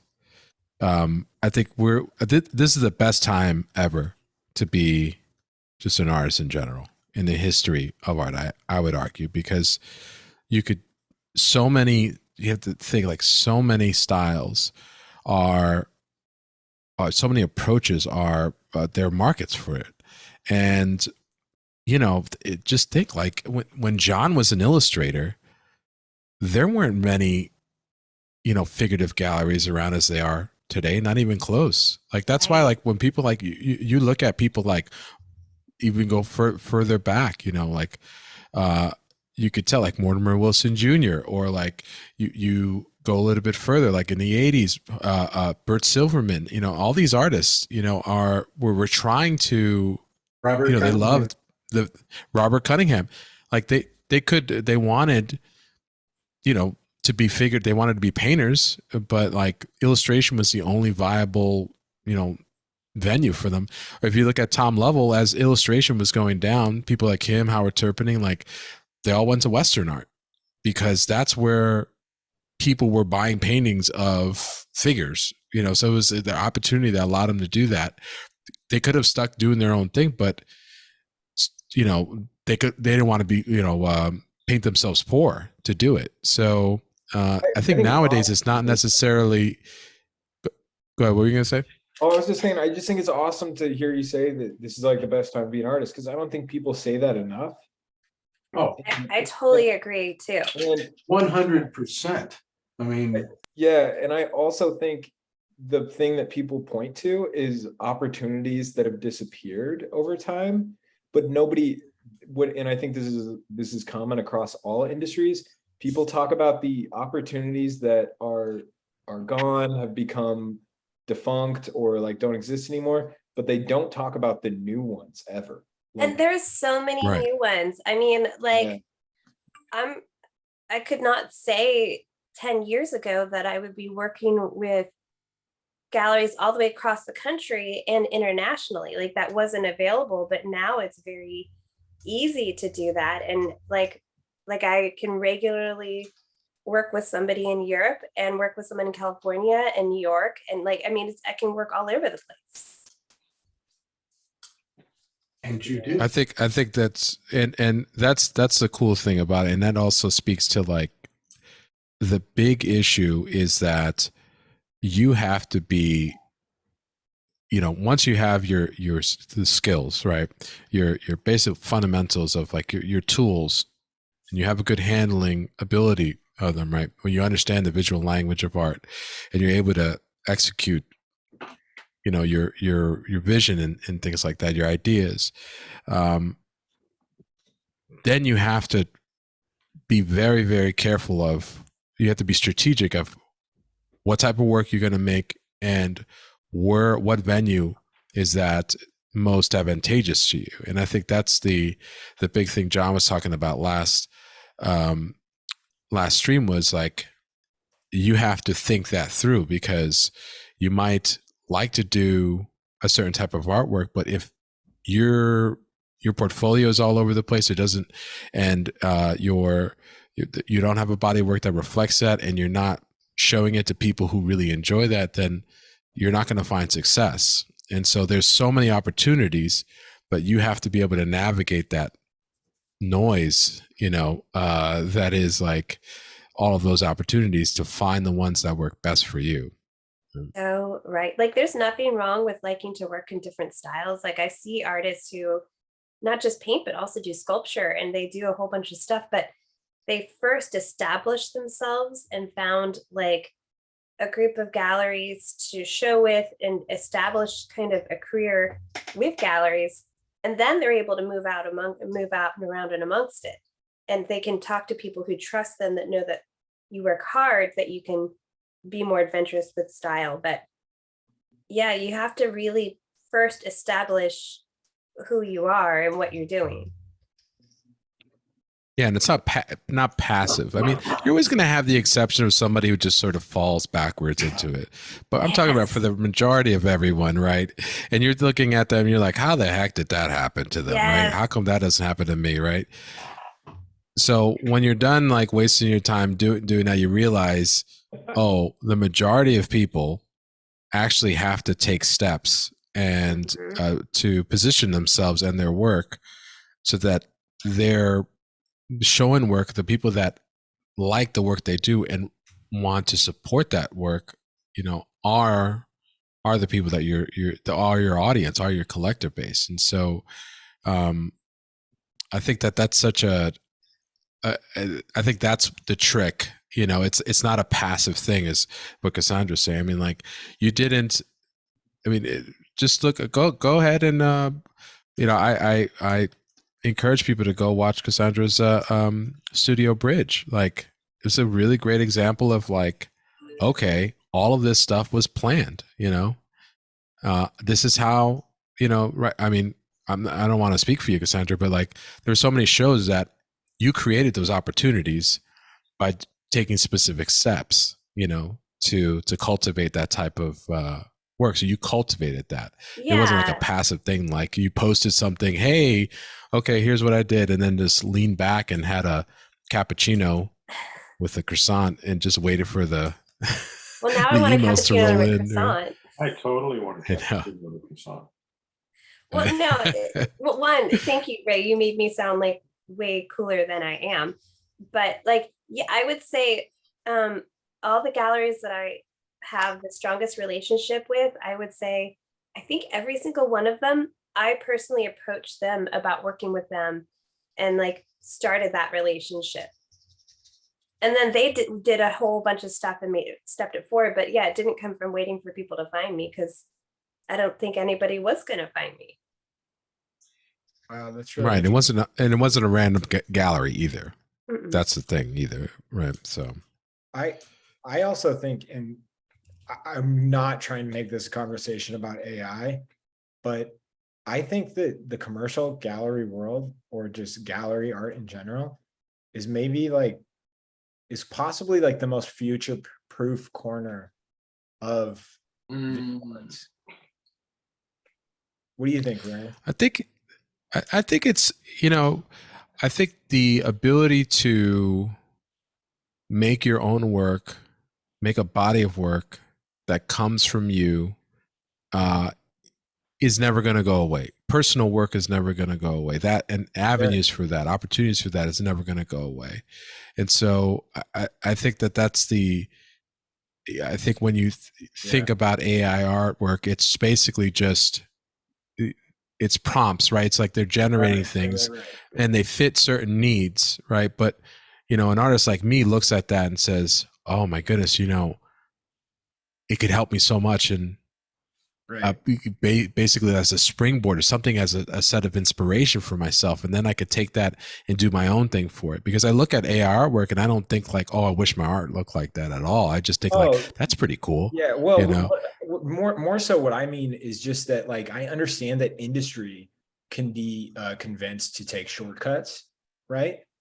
To like whatever makes things cheaper and whatever creates more entertainment for like the larger audience, you know? Now, what I think about when I think about fine art or collecting art or art that wants to be appreciated, I think like the best example is like not the best example, but I think I think of that, like the importance of status, the importance of appreciating that art. Like people want original artwork in their home, and there's a Right. reason we spend there's a reason they spend 1,000% more on an original versus a print, you know? Right. Right. Yeah. And, I know what you mean. Yeah. yeah, and And, it represents taste, it represents status, it represents all of these things that are very much like timeless, I would say. And I think of like I think of like the Gucci or Versace knockoffs, right? That cost, you know, you could go get one for like $20, and Versace doesn't care because it's the fastest way to get somebody to get an original Versace, right? Or like an original. right.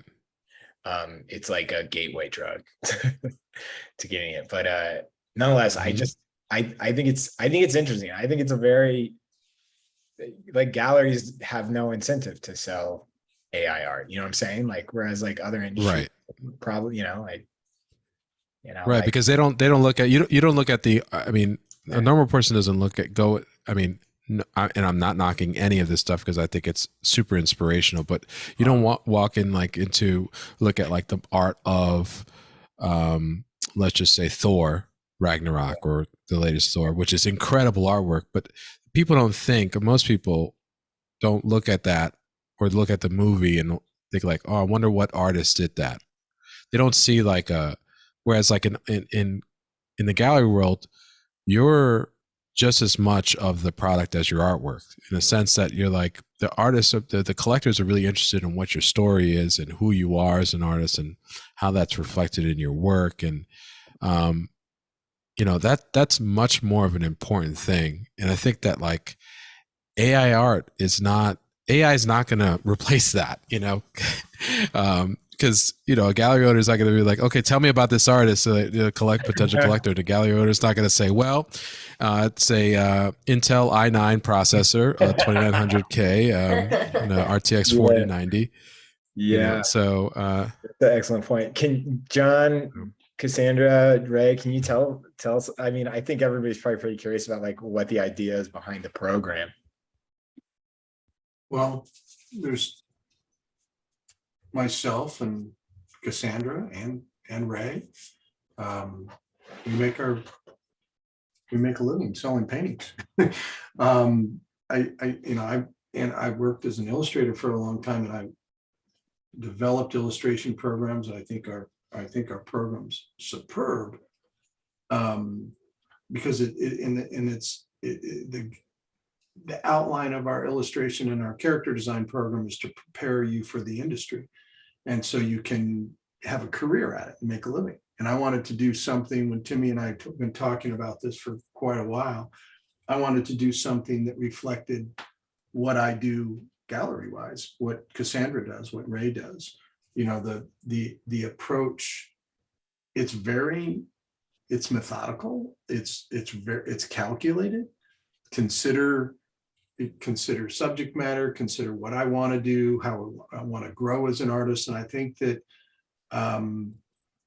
you know what we've tried to do, and I think I'm really excited about it. We've laid out a path that is going to help people develop in the commercial gallery world. And I like that name. I like that term. It was a term that my father and his peers always used. It's not a negative. I figured out very quickly that the gallery industry selling my work in a gallery, that they could be just as much or more commercial than the illustration world. And, you know, their goal is to sell work and to build your career around a body of collectors.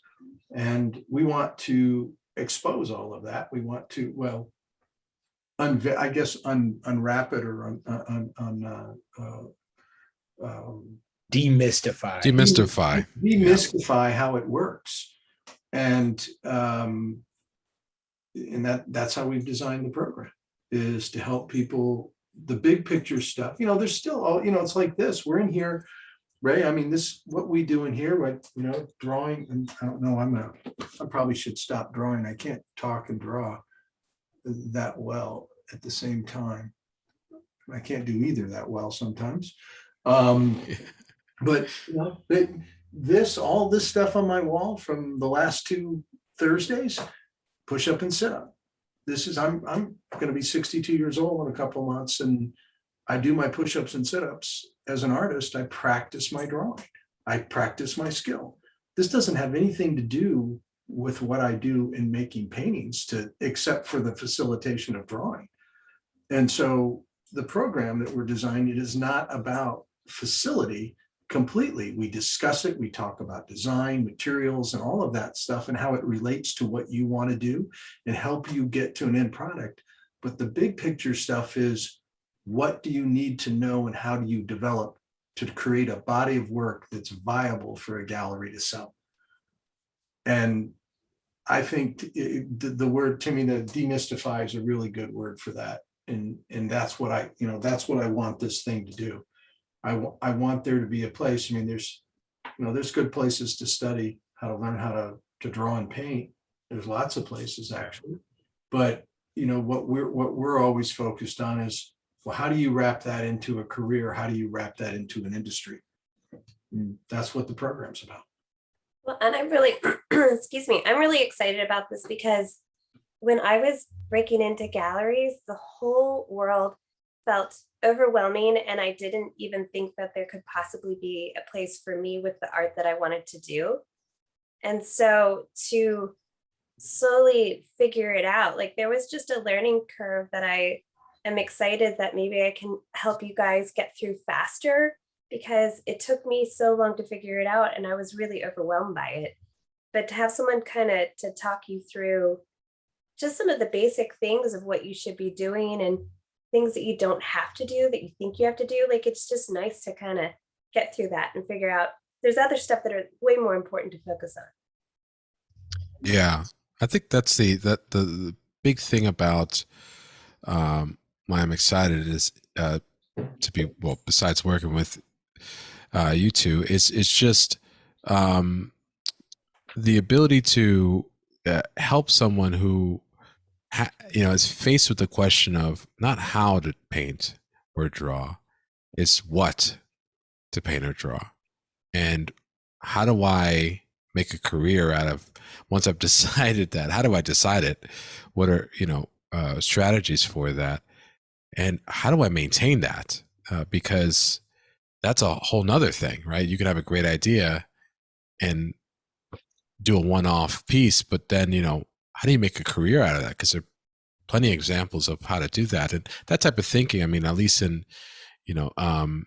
I've seen other artists, depending on their training, they just, you ask them to do their own thing and they'll just freeze up because they just have never been asked that, never trained that muscle. And so I think demystifying that it's gonna be a huge help for people, because you might not realize, like Cassandra said, you had said, Cassandra, like you might not even know that your work actually it's marketable, like as a market and a collector base that actually supports it. You're not as weird as you think, basically. Well, years ago, even if it was years ago, Cassandra, when I was doing the academy, teach, and you were there, I had just started my career as a gallery artist, which blows my mind to think about. and so it's like I had kind of took the focus away from the illustration. And I had an interesting, really decisions to make. It's like, I did make a good living as an illustrator. I supported myself and my family with it. And then like, okay, well, what's next? Go on to the next thing. This is what again, Ray said it perfectly. When I was starting out as an illustrator, representational painting was not in fashion. And the galleries were driven by abstract expressionists, and the opportunity for somebody that wanted to focus on drawing and painting and you know, representationally, didn't really, it was a difficult endeavor at that time. And it opened up over, you know, while I was starting as an illustrator and working for 15 or 20 years, it really changed a lot. And so once the opportunity was there, I wanted to jump into it. But I approached it scientifically almost, you know, I did the research, I did my due diligence, just like we teach it in the illustration and concept program. Identify your audience, know who you know, know the art directors, know the companies, the studios you want to work for. In this case, it's like identify the galleries, the gallerists, the artists that work in those galleries, and really know what you want your outcome to be, and then build something that you can do in relationship to that. And you have a lot more control of it than you think you do. Yeah, John, Absolutely. you know, since we're drawing, this is perfect. Since we're drawing The Shining, it's a lot like a maze. And I feel like John, we always have these students that are at the opening of the maze, and our teachers are they're like, hey, I've been there, follow me. Like, it's not that scary. Don't worry, you know, like calm down. It's because I think it can be overwhelming. It is overwhelming. Yeah. And seem daunting. And one of the first things Timmy and I talked about, it's like, okay, so guest speakers, we need to have gallerists and galleries attend, and that's going to be a big part of it. It's going to, you know, be able to hear their point of view and what they're looking for and how they function, how it works from their side. Yeah. What's the most annoying thing to get in an email as a gallerist? Oh yeah, they have some good ones. I learned a lot just by hearing like curators vent. Yeah, I bet. Oh my God, yeah. And they all talk to each other. Yeah, and so I would just quietly sit there and make notes in my head. Definitely don't do that. Huh? Okay. I didn't know that. Here's a free pro tip, everyone. Don't start your email to a gallery with yo. No, you start it with yo, yo, yo. Yeah. Yeah, it's like a Beastie Boy. This is definitely happened to a gallerist. Yeah. Hey, Really? this is more than one gallerist that I bet. Yeah. Yo, everybody, this is the last 2 minutes on this pose before you got to start posting to social. So get your drawing in fast. I'm barely getting this one started, but Yeah, I feel like I barely started this one. Here's a question from Ocean that I've been putting off the entire night. But on accident. I just forgot. Ocean, you can do that. Yeah. And it's regarding illustration specifically. I think you could probably cover anything though. How much does taste determine what is considered good? Good illustration, or current illustration trends? And do you think this is reflected in annuals, in your opinion? So like, how much does taste have over like labeling of quality? Anybody else want to touch that? Well, that is a third rail. It's a potential third rail of, I mean, maybe since it's the end of the night, we could give a tight, easy answer. an easy answer is We'll give you some slack. it tastes, there's no, I mean, there are, what is like, when you start to like qualify it as like what's good taste and what's poor taste, that's where it starts getting kind of sketchy, you know, in a sense that like the Right. annuals themselves represent opinions of a group of people. Now, that group, if you see the annuals over the course of time, you could tell that there is a general accepted a preferred taste that is, or preferred like type of artwork that is popular, basically, right? And so like goes back to what John was saying. It was like, hey, when in the 80s there weren't any opportunities for figurative artists. There were no you know, little to no galleries, right? Because that was a taste at the time. So tastes change. Now what's in it, the only thing I will say about this is what's in a gallery doesn't necessarily represent what's the work that's being bought either. True. So that's what I'll say about that. But I'll say, again, how do you got almost got to quantify taste. If it's what the type of work that you want to do, and I think that's really important for an artist to establish. You got to find out where that aesthetic is being purchased or bought or used. That's your job as an artist to figure that out. And so you do your homework, you do your due diligence to figure that stuff out. I mean, it's like you have to do it, definitely have to do it in the illustration and concept work. And I think you need to do it. I think people think that all galleries, are the same. Well, they're all very, very different. They have different types of artwork. They have different business models. You got to do your homework and figure it out. And aesthetic is, I think there is a such thing as good taste. I think, but good taste among different genres also exists. I mean, there can be, good taste with lowbrow work. There's good, representational work that has good taste to it. Just going to cut in real quick, everybody. Please post your work to Instagram, hashtag illustration isolation at Visual Arts Passage. Post it now. We're going to keep talking, but please post now. Don't wait. But I think it's the artist's obligation to figure that stuff out and map their careers. If you want to succeed, you better come up with a plan. So my question is like the way that you're talking taste also is almost like trend. So what is the difference then to you between trend and taste? Yeah, because like Cassandra, like taste is, I mean, like what succeeds can also be just like, and what fails can be victim of just the time. Yeah. And I think that things with, good taste could be out of, bad taste could be popular, could be trending. I mean, it's like awareness of what you're trying to do and what you want to do. It's just so important.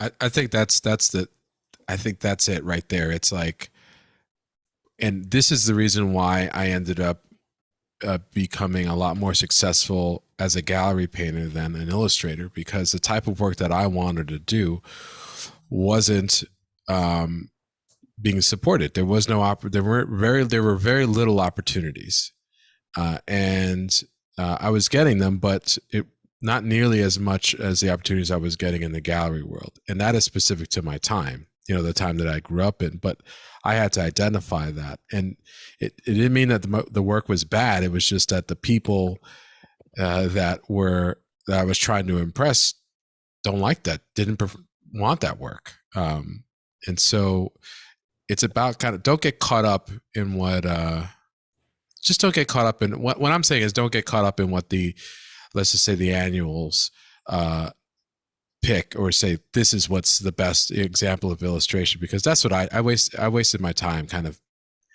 being like really upset with myself for not being able to impress people that really didn't like my artwork to begin with, and it was the wrong venue for it. And this is what we're talking about even with gallery painting. It's the same thing. Like you have to be really careful about who you spend your time trying to show your work to, because not all galleries are are created equal, just like not all art directors are created equal. Yeah, I was gonna tell Ocean, how many times does Dale Stefanos have to tell you, like, sometimes it's just like they skipped lunch that day. Yeah. Yeah. Like, and also I personally, like, I've been in a room full of people where like not a room full of people, but like I've had social circles where certain things catch on and become popular, and they only are popular in that circle. And it's just because it was like the right group of people and like the right moment for like that thing to hit that group. And now that group is like all about it, you know? Yeah. And like the right thing is introduced by the right person, it can really influence, I think, the appeal. So, I mean, I don't know. Absolutely. Yeah, and I've been on panels that have,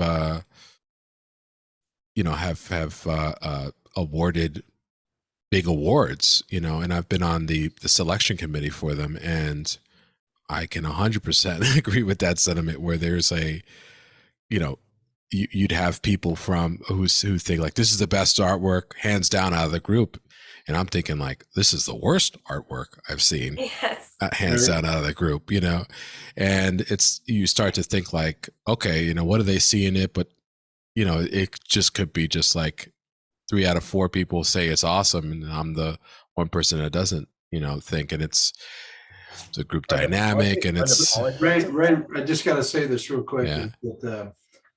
That judging the Society of Illustrators show, when you're two people on the panel fell asleep during the slide presentation, so you never know what you're going to get, right?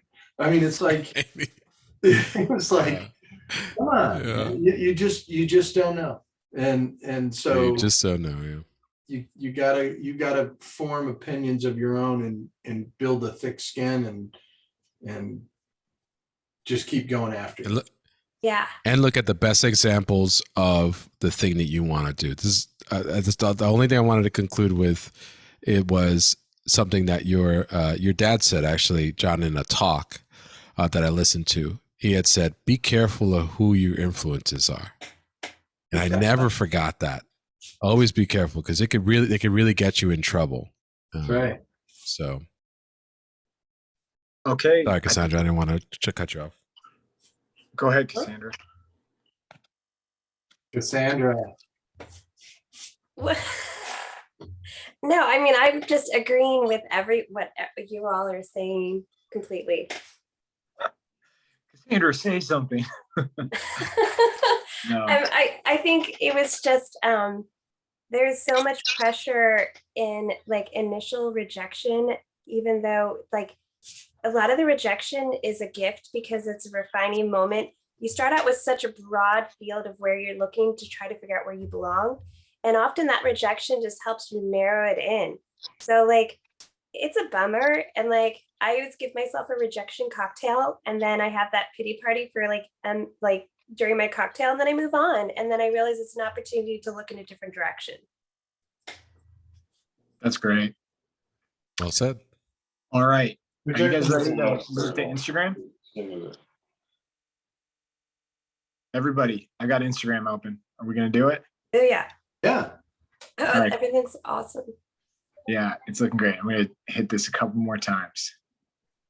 All right, let's go. Yes. Already a strong beginning. Yeah. That's so creepy. Oh, this makes me so happy. I think October is always my favorite month of illustration isolation. Well, that's fun. Good job. Really good job. Oh, nice. Fantastic with the shapes and shadows. Oh, sorry. Yeah. Oh, that's a great one. Oh, great, Julian. Oh, that's a great one, Julian. That's great. Strong. I should have done that. Ooh. Oh, that's great too. So good. There you go, Ron. So good. Oh, really good. Awesome, Ray. Ray, I love that your line is, I should have done that. Yeah. Be saying that a lot. Julian. I'm thinking it a lot today. That's better than saying, I'm going to do that. Yeah. Really Right. nice, Chuck. I love that green. Wow. Ooh. Really great expression on that. And I'm glad. Man. Oh, crazy. Wow. like that. That's great. That's so good. That's really well done. Yeah, That's great. yeah. Oh, I love it. Oh, I I like that. love it. I like that. I Yeah, like I that really movement. like how you handled that. Oh, good drawing. That's great too. That's a great one too. Really good. Oh, that's all. Oh, Oh, nice. I love that. Really good distortion. Beautiful, Yeah. beautiful.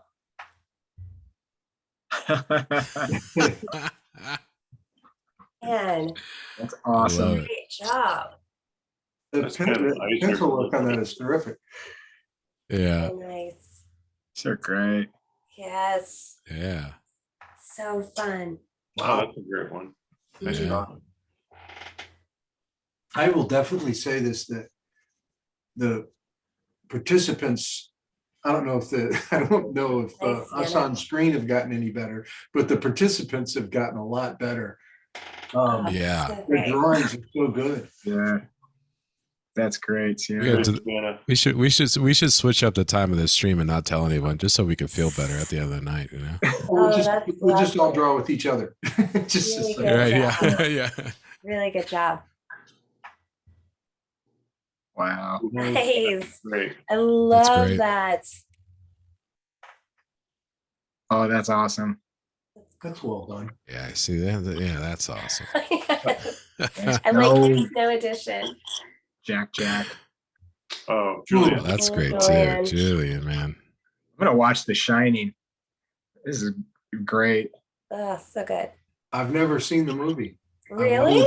No, I've read the book. Oh, Charlotte, I love that. Wow. Ooh, Nick- Ah, you see? gosh. John, Great this is red. this is what I Wonderful looked red. like. I looked like that like 10 days into lockdown. Oh gosh. Oh, Publicity. yeah. So good. That's great. Yeah. Awesome. Nice, Nice, Sally. Sally. Very good. I like the little streak on the Oh, board. yeah. There you That's go. nice. Oh, nice, Devin. Oh, Devin. Oh, cool, Devin. Oh, Oh, Devin. man. Oh, right. Oh, Yeah, that's great too. Love it. Ooh, Oh, wow. I love that. Wow. See? That's beautiful. so good. See, Ray, That's that's what I'm talking that's what I was trying to do. Yeah, I should have done that, John. Jeez. Oh, yeah. Oh, Rebecca. So strong. Mhm. Really good. Oh, look at that. too. Wow. Look at that. Felicity, that's so good. That too. shadow under the arm. That's great. Wow. Yeah. Wow. These are great. Oh, that's lovely. Great job. That was a Oh, really that's a strong great one. rally. Yeah. Very nice. That's great. I like Oh, Man. it. look at that. Ooh, Gary. Yeah, Gary. Always at his Skip. help. Report that. Report that. I thought we did we report that? It's got nudity in it. Get it out of there. Yeah, get it out of there. I think it's spam. It's trying to sell me crypto. Get It's about. got too good a drawing in it. Get it out of there. Yeah, it Oh, looks like Yeah. somebody. Ooh, I Yeah, that's love great. that one. Yeah, it looks like somebody hacked Julia, look at Gary's that. account. Look at Looks like that. Gary's. Yeah, somebody had Gary account. I love the way you did the math. You know, that was very smart. The negative. Nice. Yes. Oh, I love your line work. oh my God. That's Oh, so great. Man. Oh, That's cool. Thanks, Jeff. Wow. Ashes are fun. Oh, my God. That's amazing. You even got time for the plaid in there, Gary. Yeah, Gary. Nice. You know, Oh, cool. Gary, Nice I, job. I saw it in Gary's a little bit, and in mine, and in that one too. Really good. That's Really great. good shadows on that. I kept seeing Sam Kennison in my drawing. Oh, I hear that's you. fun. Yeah. Look at that one. That's Holy. cool. That's cool. That's That's Nice. beautiful. Wow. Good job. Yeah. It's a lot of really nice drawings tonight. Wow. Oh, wow, Whoa. Karen. So good. Oh, Check. nice stuff. I knew that was Fantastic. before I saw the name. Well done, Chuck. Oh my God. Oh, Oh, nice, Marcy. That's Marcy. great, Marcy. That's great. I always know when Marcy's Yeah. here, and her words Yes. are so identifiable. Yeah. So good. That's But cool. Look at that one Leslie. too. That's great. Oh, nice, Jenna. Mm. Yeah. Christopher, the model, called me today and he said, "Are you guys doing a Halloween episode?" I said, yeah. Was he feeling lonely? Or- Yeah, he he's wants feeling back in. lonely. yeah, He goes, your holiday Draw me. episodes must be huge. So he asked if we were gonna have live music for the Christmas, cool. the holiday special. Oh, nice. That's great. I love that Little ocean. That's eyes great. open.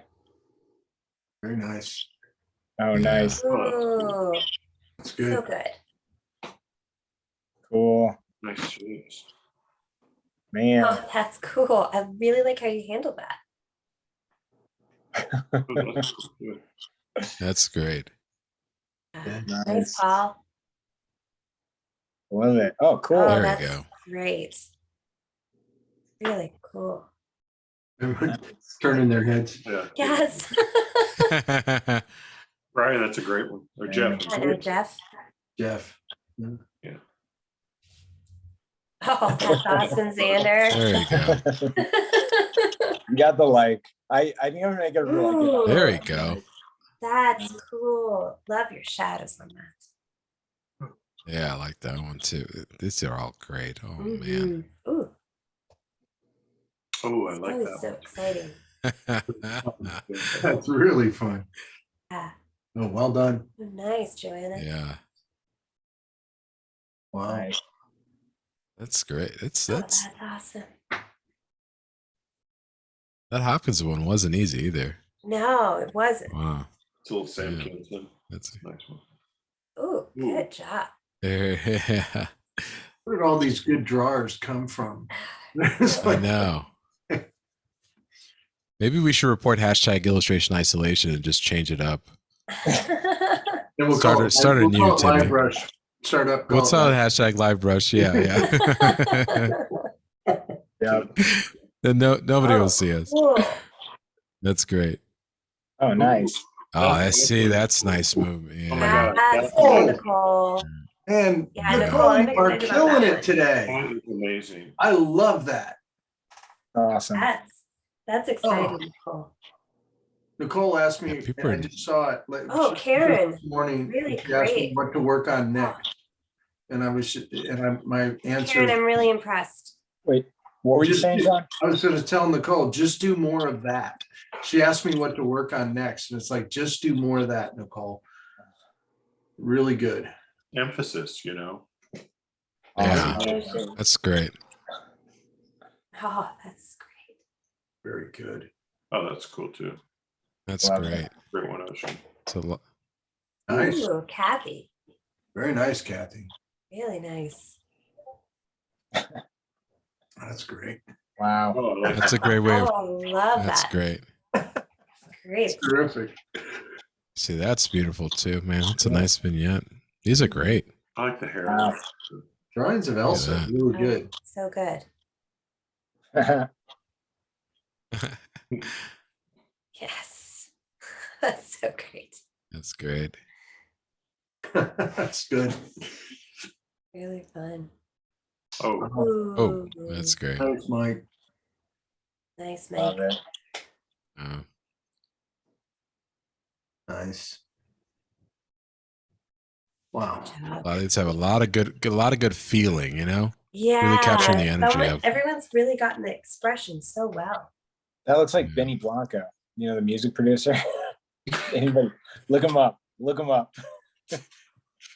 Benny Blanco, but Yeah, oh, Marcy, that's really great. yeah. That's fun. Oh, look at that. That's cool. Love it. that's great. Well done. Good likeness. There's just so many different interpretations, you know, different ways to make a good picture. Oh man. Yeah, that's great. I just looked up Awesome. Betty Blanco. Oh, I love that. Oh, that's great, Nicole. You see it, right? Yeah. You're like, yeah. Good one. But that's cool. That's great. That was somebody with their open mouth like that, and the point of view of the camera looking at him, it's a tough one to get a likeness of him. Oh, I Oh, feel yeah. like, Jack. Oh, nice. That's a nice cartoon. That's a really great one. oh wow. That's terrific. You got That's the creep great. factor on that one really well, Jeff. Man, I like the teeth on that. I heard somebody say the other day they saw my nephew and they go, Every one of those teeth is a statement.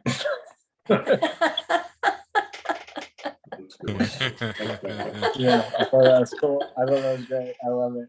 That's I'm a gonna great think about way that of line a putting it. lot. Yeah. Oh, I love it. Addie. Nice, Addie. That's That's great. awesome. Very nice. That's my fourth. That's my fourth and last like. Oh, You only allow awesome. yourself 4? Yeah, I do 4 a night. That was great. Awesome. That's it. That's everything. Wow. Awesome. Great job, everyone. What a fun night, Yeah, everybody. great job, everyone. And, Mhm. and I'm really glad I don't have to draw Halloween characters next week. Mhm. So, Yeah. Bill, thank you so much for being here. I appreciate the conversation and the expertise on the comic side. Very helpful. Ray, I don't know what expertise you brought here, but I really appreciate it. B- comedy relief, John. I'll take it. No, thank you Yeah. so much for the great technical explanation of drawing. It was very, very well said. Cassandra, explanation of what we're going to do with the program. I always love drawing with you, Cassandra, and I can't wait to teach a class with you. Oh, I'm so excited. Timmy, always great job. Scheduling. No, good. I read up on the news and everything, and we didn't do it. I know. News is going next week. Well, news next, we can just push it forward. Yeah. Yeah. Great, This great was, for us all. we had some good conversations tonight. So, yeah. Yeah, it was very fun. Thank you, everybody. Everybody have a great and safe, happy Halloween. Happy Halloween. Happy Halloween, everyone. Take care. Thank you, everybody.